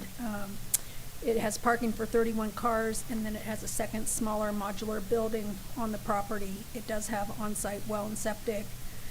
It is in the flood zone, but as far as I'm aware, that it was not flooded during the last flood incident. If the board did want to go ahead with selling it, normally you would do You would notify HCD and other agencies to see if the other public entities have any interest in it. One practice guide that I indicate that there should be no request for proposals issued during that 60-day notice period. Then after that process, then the county brings it back for a resolution of intent to sell the property and adopts that resolution. In that resolution, you can state a minimum selling price, and you can also establish terms and conditions for which the property would be sold. In the past, the board sold we did sell one property, which was on Old South Side Road, I guess, with terms and conditions that it be developed for affordable housing. I don't know whether anybody would have any interest in this property for affordable housing in light of its size and conditions, but you could state conditions by which you would sell the property if there's any that you wanted to specify. And the second thing that you could do, which was similar to what we did on for the Resource Recovery Park, is the county could put out RFPs and with it still staying under county ownership and seeing whether anybody was going to develop it.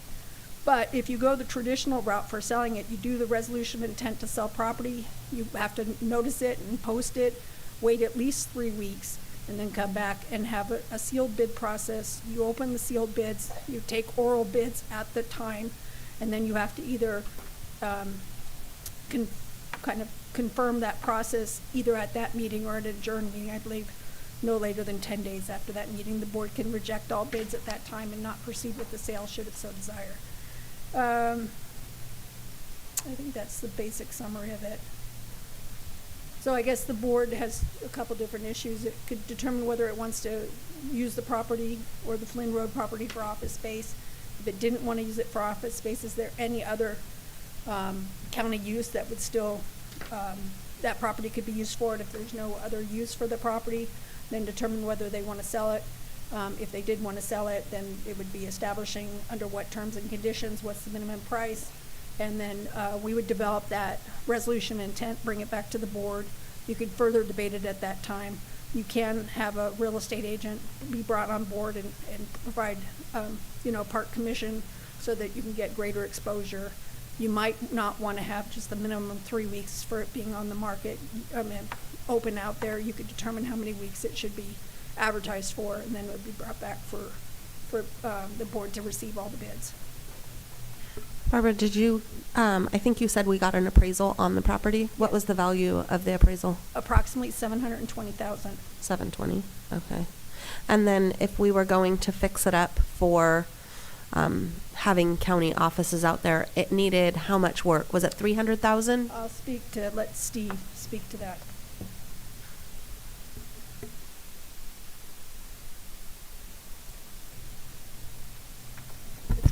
Good afternoon. So just utilizing the current structures, after we did a little more research, it'd be between $300,000 and $400,000 for the site. Wow. And that would get us maybe 10 to 12 full-time staff there, approximately, using those existing structures, basically the larger building. And perhaps another thing for the board's consideration is we are going to be allocated some amount of funding from the insurance folks to relocate staff to a location off-site as a result of the fire. And so if we were to fix up the pavement for this site and or the Flynn site by the jail and juvenile hall, it's worth considering that we could use some of the insurance money to fix up the site, put some trailers, and kind of continue to utilize that site for county staffing purposes. And maybe we'll just talk about Rosa Murata for a moment. So I'm not sure we know exactly how much insurance money we're going to get for relocation, but that's a factor as well. And I'll pause there on Rosa Murata because I know Flynn is also the Flynn Road site's another point of discussion. And of course, anything would have to be confirmed if you did put it up for a future buyer, but it's my understanding that the floodplain is less than a foot in elevation at that site, so it's not going to prohibit And I defer, of course, to everybody that would be involved with that, but it's my understanding that that would not prohibit trailers being placed on site. Thank you. Do we have any public comments on this item? If you'd like to make a comment in chambers, please provide a speaker card, and on Zoom, please press star 9 or the raised hand icon. And I have no public comment. Thank you. Any comments or questions from the board? Supervisor Curl? Just to clarify, this is the former Go Kids location. Okay, and this is the location we did talk about years ago about putting another fire station. Okay, so I got the right location. It does have some parking out there though. Okay. Okay, and do we have an actual staff recommendation for this, or are you just throwing it at us? No, so this was brought for discussion at the facility committee, so it might be good to have the facility committee members talk about what was discussed and the reasoning for bringing it back. Okay, so Facilities Committee, which would be So- Supervisor Kosmicki and Gonzalez, right? So then I will go ahead and try that. So yes, we're throwing it back at the board. I just felt like it was such a big topic that I wanted involvement of the rest of the board to be able to have conversation and discussion about it. 300,000 to renovate, in hindsight, is a small number to secure, what do you say, up to 10 FTEs. And so that's almost a department that we could relocate out there. And this, of course, was all before the fire that we started moving this direction. But now we have a need to place a department. And so 300,000 to fix is not a bad number. Now 400,000 to fix is not a bad number, to have a whole department that would be out there. Parking would be there, the building would be there, the renovation and so forth. But it was a decision that neither Supervisor Kosmicki and I wanted to make at the facilities. And so who would we likely place out there? What departments could we feasibly? I know that there's been discussions of the ag department moving somewhere else. What was that? I'm sorry, Madam Chair, I have to chuckle because I just wrote down ag department.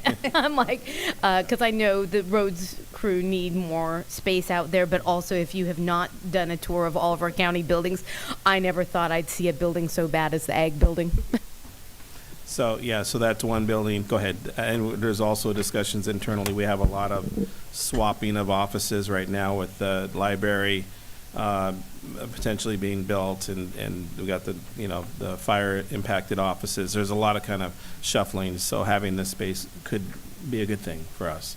Mm-hmm. Again, there's money that we'd have to invest into it, and I think that's the reason why the facility wanted to bring it back to the board. And I don't know who else you think might benefit from that office space, Steve? So something for the board to consider is we really, big picture, need to find a home, a site. It could be Rosa Murata for 35 full-time staff.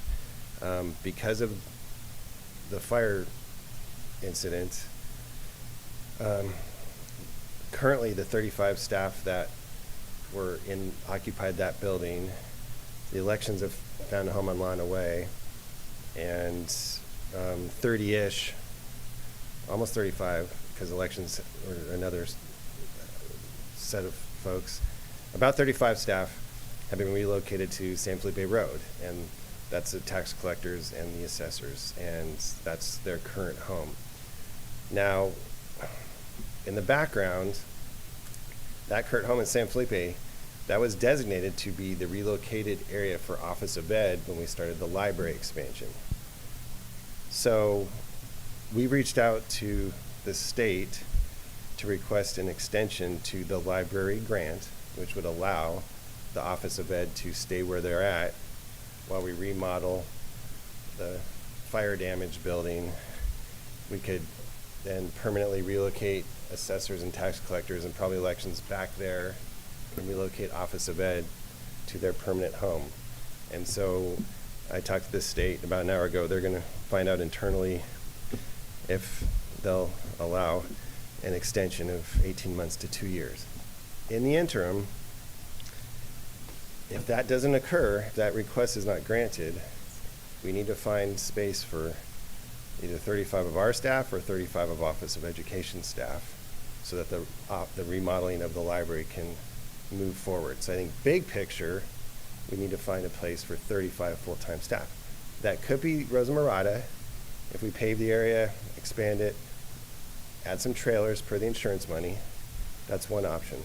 The second option is we go over to Flynn Road. It's a little more open space, a little more centrally located, safer, vehicular access in and out, and put, some paving and some trailers there, office trailers. And I've seen some of the pictures. Whoever is going to be relocated, the office trailers can actually be pretty nice, like really nice. Depends how much insurance money we probably get. But I've already started working with a team to have that occur. So whether it's our staff or Office of Ed staff. So we've started the discussions. We haven't decided on a site.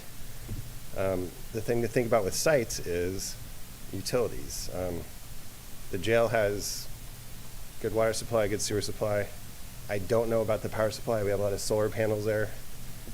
That might be the more amenable site for that 35 staff. But and that, oh, by the way, that's within the city of Hollister city limits. We own the property, but the jail's within the city limits.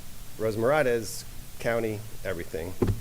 So we have a little more, we can steer our own ship, quicker sometimes. And I'm not saying the cities, they're not even involved at this point really, but we just have a little more control over our site in the county, is all I'll say. So like we would just have our own staff do a lot more of the legwork. So those are kind of the two big picture things on the table. I don't know if CA wants to jump in regarding insurance and things, but I think that big picture, we're looking for more like 35 staff. With the trailers, let's just say hypothetically, we've already talked about this with the insurance folks, we could lease to own those trailers. So wherever they might be installed, the insurance company likely will pay for the lease, and then if the county wants to own those trailers for permanent staff, there's an option for lease to own of those trailers. So that's what we discussed with the insurance folks, and they seem to be amenable to that. And they're good with that. Yeah. So big picture, we're thinking more, we need to find a home for the trailers, whether it's Rosa Murata or the jail site. And utilities and vehicular access and those type of things, my opinion is the jail site might be a better place, whether it's our staff or Office of Ed staff. So I'll pause there. Madam Chair, Yeah, go if I ahead. may, as the other member of the Facilities Committee here. First of all, in the library, I understand extending I think you probably know where I'm going here. If we're going to go into the library, I wish the Friends of the Library people would have been here, because I can tell you what they would say right now is, please do not extend the actual construction of the library. That should not be on the table. I mean, we've been really focused on getting this library expanded in due time, and now putting out a consideration of, I think you said 18 months to 2 years, that's not an option for me at all. And I hope that there's support on the board for continuing forward with this much needed library expansion as soon as possible. The Flynn Road, I agree about Flynn Road. I actually think Flynn Road, and just to back up a second, I think we were, at least I was, ready to, on Rosa Murata before the fire, ready to say, okay, this is a headache property, let's just sell it. And that's kind of why we decided to bring it to the board, because then it was like, oh, well, now we have the fire, there's a little bit more urgency to it. We can't just do this back and forth committee stuff month to month and then come back to the board in 4 months or something. We wanted to bring it to the board to just give board direction. So that definitely complicated the whole thing. I was ready to let's sell it for the 700 or whatever. The Flynn Road property, though, to me makes a lot more sense. If I'm wondering what the cost of, is there an estimated cost of any renovations that would be necessary to Flynn? So I reached out to our insurance person's, his name's Dave. I reached out to Dave a couple times. I don't have an answer for costs at this point, but it kind of be commensurate with how much insurance money we're provided with, and then what kind of trailers we'd we try to stay within our budget, whether it's, the site work will be basic. We put down some base rock, a couple layers of chip seal. We'd have the utilities connect to the, the closest utility hookups, and then just place the trailers, and that would pretty much be it. We put a gate, a special gate for, our staff access, but we keep it pretty simple. So we try not to make it a huge burden on the general fund. In addition, if we were able to sell Rosa Morada for $700,000, that would obviously help a lot with those efforts at Flynn, right? So Right. that's kind of thought. So that's kind of where I'm at. If we're going to pick between one or the other, I prefer something that's in town, closer to people. They don't have to drive out there. If we're going to go the Rosa Morada direction, I see the point about the ag department. To me, that would be the only department that makes sense out there. I couldn't see any other department out there as far as services go and people having to go that far. And then how are we 100% certain we're going to get what level of dollars to, there's no 100% certainty it looked like by that. For the relocation dollars? Or? Yeah, I don't know. I've heard a few different numbers. I probably shouldn't comment. I don't know if CAO has a guess on insurance relocation dollars. Yeah, there really has not been anything definitive, other than what the cost is for leasing a place, rent. So it's probably going to be equivalent to square footage, probably $1 and whatever, $1.50, $1.25 for rent, and for the period of time it is to renovate that place. So that's probably what they're going to do. And I feel pretty confident that, whatever that dollar figure is going to be, we can use that dollar figure to renovate the place. So. Okay. Yeah. Because, so when the 35, you may have missed this. Who is the 35? Is that which department? So interestingly, between the assessors, tax collectors, I've heard between 33, 36, so I'll call that 35. And believe it or not, Office of Ed is also about 35-ish. So they're actually apples and apples. So. Okay. Just if we're picking one or the other, I prefer Flynn and selling Rosa Morada. If there's an absolute necessity to keep both, then Ag Department and Rosa Morada is where I'm at. Thank you. Thank you. Supervisor Curl? I would agree with Supervisor Kosmicki on that. Chair. Yeah, I would also agree. I think there's not even, I don't believe there's even turn lanes, right, to Rosa Morada? There isn't. What we would do, we'd use the actual Rosa Morada access, where the small building, that little turnout is. That's where we would punch through the employee access. We might have a write-in only off of Fairview, but as far as coming out, I'd actually have our staff come out off of Rosa Morada because it's a little safer. So. Right.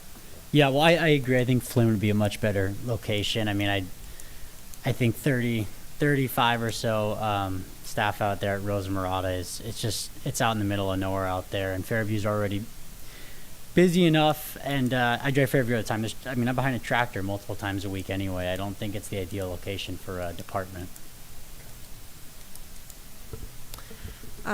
So I think it'd be a good idea for us to talk to the county Office of Ed and see if they have maybe a preference. I mean, we could say we prefer Flynn, but if they're dead set on Rosa Morada, it would be kind of nice to know that. And I think it really would be really nice to know also if our Ag Commissioner and team, if there's an interest for them to move out to that and develop that into kind of an Ag center. You could move the UC Extension office as well. So I think at this time, it doesn't make it seems like there's a lot of what ifs and options. So to me, at this time, it doesn't seem like it makes a whole lot of sense for us to make that decision. Maybe in 3 months we'll know a lot more, and then we can confidently say, okay, we're not going to use it and let's go ahead and sell. But it seems like right now there's a lot of still balls in the air that we're not 100% sure. I agree, 100%. So are you guys kind of good with just kind of let's have conversations, pursue? Yep. Flynn obviously would be the preferred, but let's talk to the County Office of Ed because they will be the ones impacted by it. And let's have some conversations with the Ag Department and see, is Rosa Morada, is it desirable to keep that property or not? And then let's bring it back next year sometime. Okay. Thank you. Thank you. Yeah, thank you.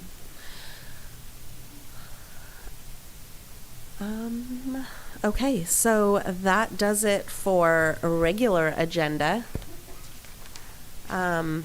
So I think we will break and go back into closed session. Is that okay with Want you to do guys? the consent or? Oh, that's right. I One- forgot about consent. 23. Sorry, guys. Okay, so let's go back to consent.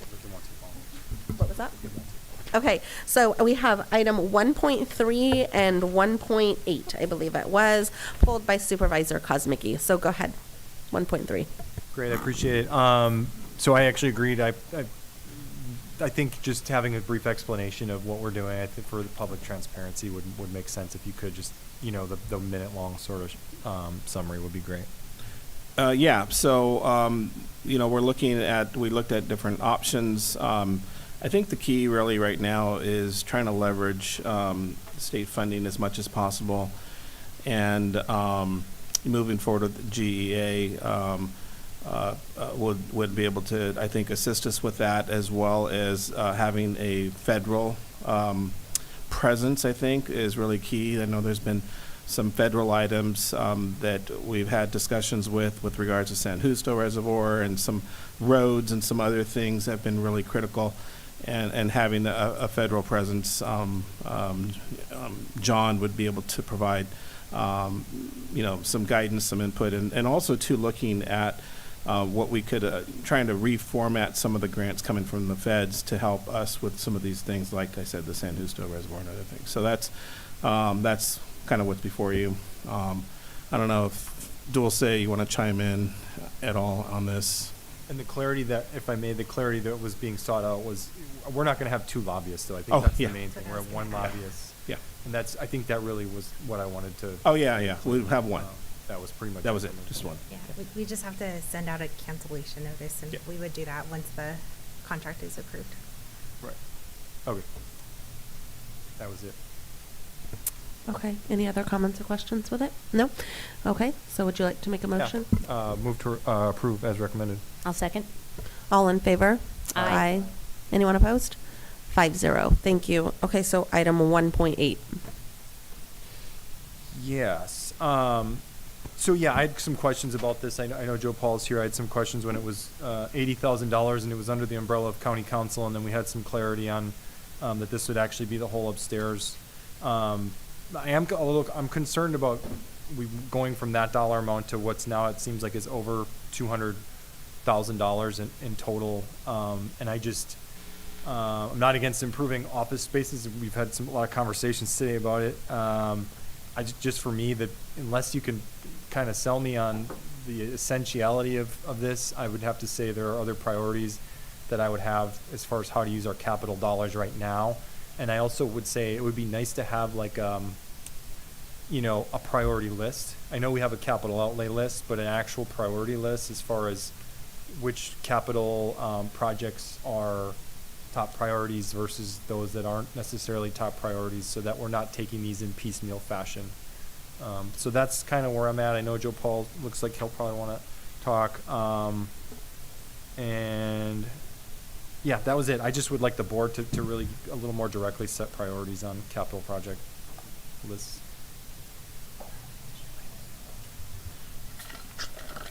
Good afternoon.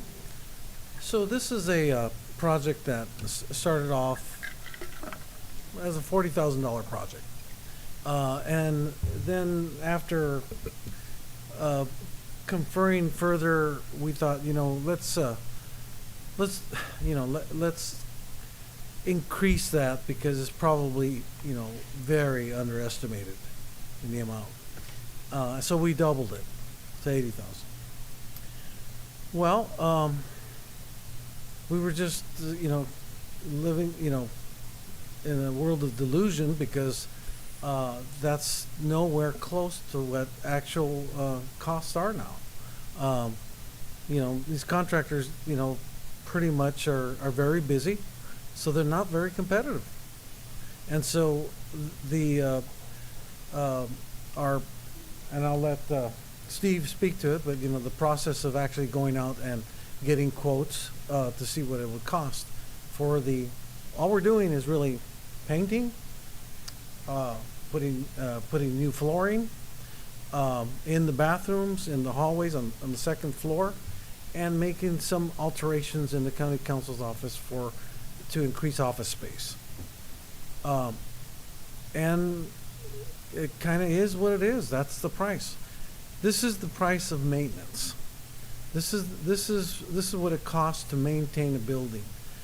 If we, and the lesson that we learned from the roads is, if we don't maintain the roads in the level conditions that of a 70 PCI, we know that they go downhill very quickly, and it ends up causing other problems. And so this is what this is about. The second floor has never been painted, this might be I believe it's the second time that we replaced the flooring, because they do wear out. So anyway, that's the project, and that's pretty much the cost of doing business.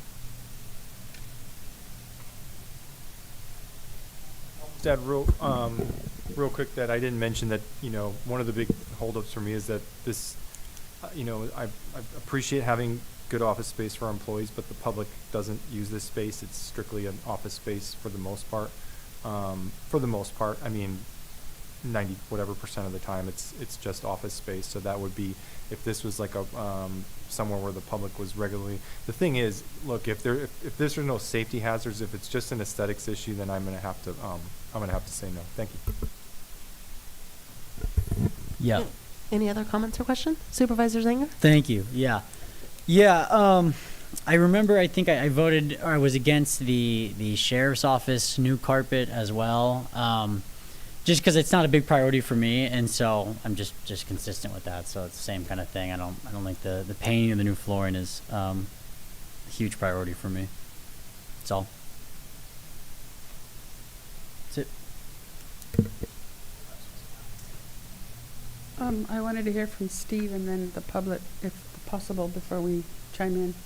Okay, so regarding just the original budget of 80,000, so we went through our JOC process, and just material costs and labor with an 11% markup, which is our profit margin, that for, as Joe Paul said, just painting and flooring came to 110,000. I'm rounding. It's 108,000, 108. So just for, county council office and auditor's office painting and flooring, we still have a gap of about 30,000 just to perform that basic work. Now, if the transfer is approved and there's this other project that's not going to move forward because of the fire that we had, and so the transfer to the original project, that amount of funding is 170,000. Now, depending on what the board decides,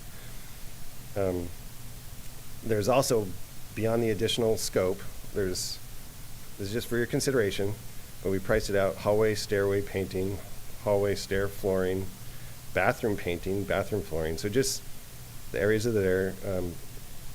The ceiling tiles need to be replaced on most of the second floor.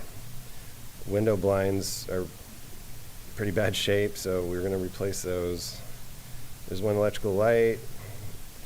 There's a partition wall in room 205 that was going to be adjusted, and one window replacement. So that additional cost, depending on the board, what the board decides, is about another 90K. So you have the 110 and the 90, so now you're about at 200. And I'm sure we could spend the rest, but that's kind of what's on the table.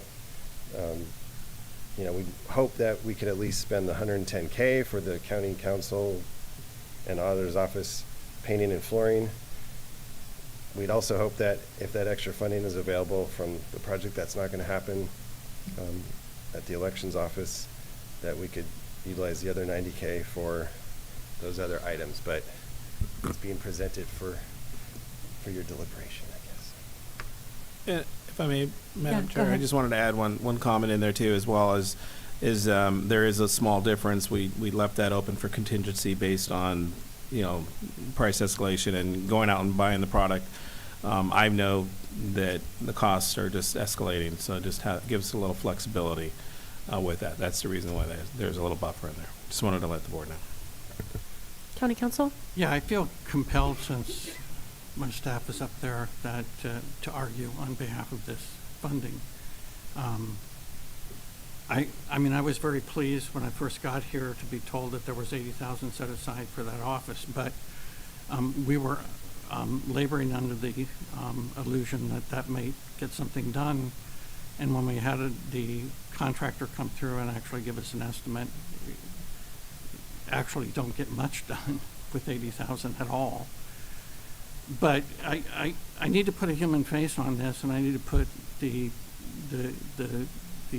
ability of people to work within an office space which is falling apart. And frankly, the county council's office, I haven't been in Joe Paul's office enough to know, but I'm sure it's the same as ours.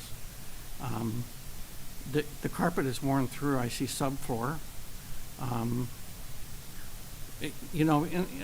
Maybe all of it is aesthetics, but aesthetics matter if you're spending your lifetime in a building, day after day, working hard, and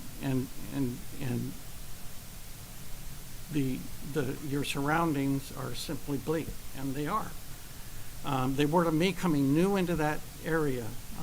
I was taken aback by the fact of how dark and dingy it is. The walls are dirty, the floor is filthy, and it's not configured correctly.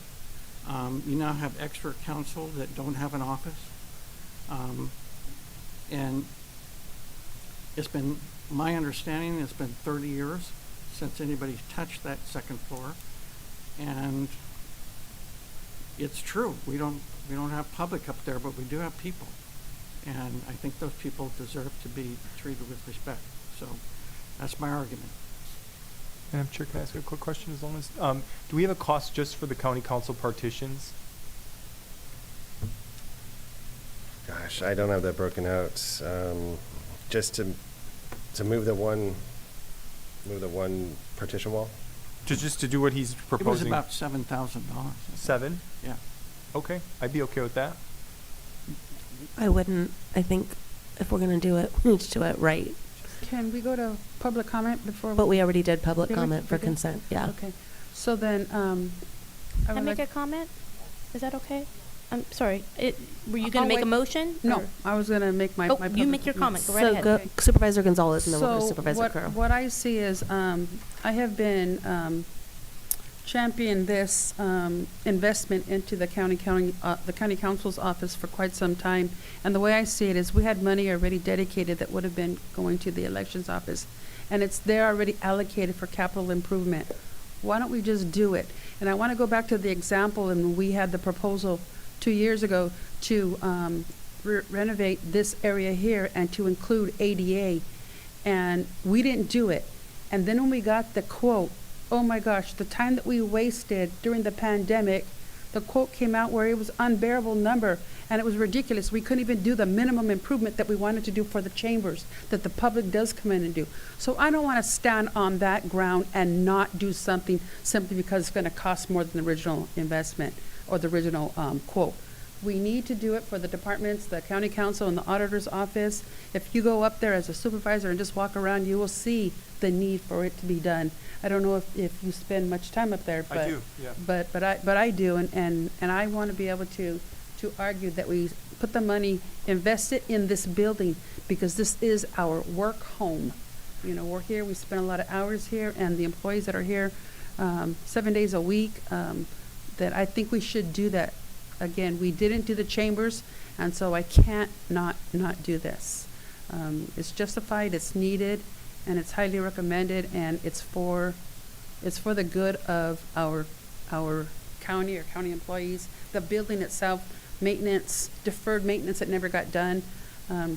We need to do this. I think we just need to do this. After taking the tour of the new assessor's location and seeing the faces on staff from where they were to this not so nice building, I'm sorry, if you walked it, you'd be like, I'm sorry, all the tiles need to be redone on the ceiling, the carpet is worn to the bone, and they're smiling because of where they came from and the conditions that they were working in. To see staff motivated because of a sad situation and see that it actually is changing a little bit of the attitude and culture in the county, I think it's worth it. Now, I agree, these offices upstairs are not public offices, but they are the image of our county. And if we are bringing people in to invest in our county and negotiating contracts with our county council and our administration, and we're trying to be as professional as possible, I have had to sit in that conference room with a whole bunch of people, and it is not a good environment. It makes you feel like you're in the assessor's old conference room, which I'm sorry if you haven't ever had the opportunity to be in that. It was terrible. But and escalating prices are what we pay today is going to be way cheaper than what we pay tomorrow. And our dollar today has a lot more value. And if the elections department doesn't have a concern, as I look at Francisco, about reallocating money, and it's not coming out of reserves, it's not changing the impact of the budget, then I can support this with the understanding that this is an investment not just in our facilities, but in our staff. I'll only make one other comment. Building and maintenance is a central services department. That means costs associated with building and maintenance are part of the cost plan. And so basically ends up half of the charges are a general fund expense. The other half come from subvented funds. Thank you. Okay, so what is the will of the board?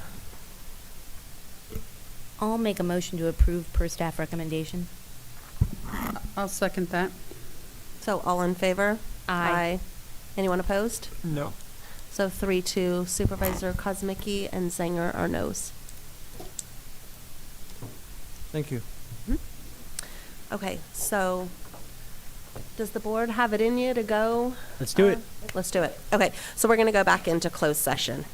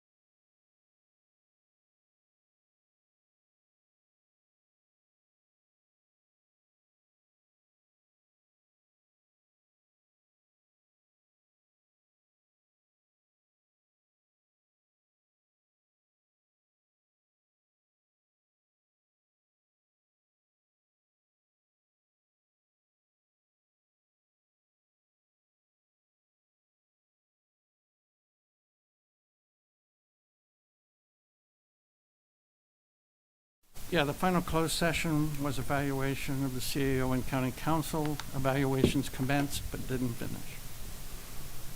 Thank you. Can I get a motion to adjourn, please? Motion to adjourn. Second. All in favor? Aye. Anyone Thank opposed? you. 5-0. Thank you very much. Good evening, everyone.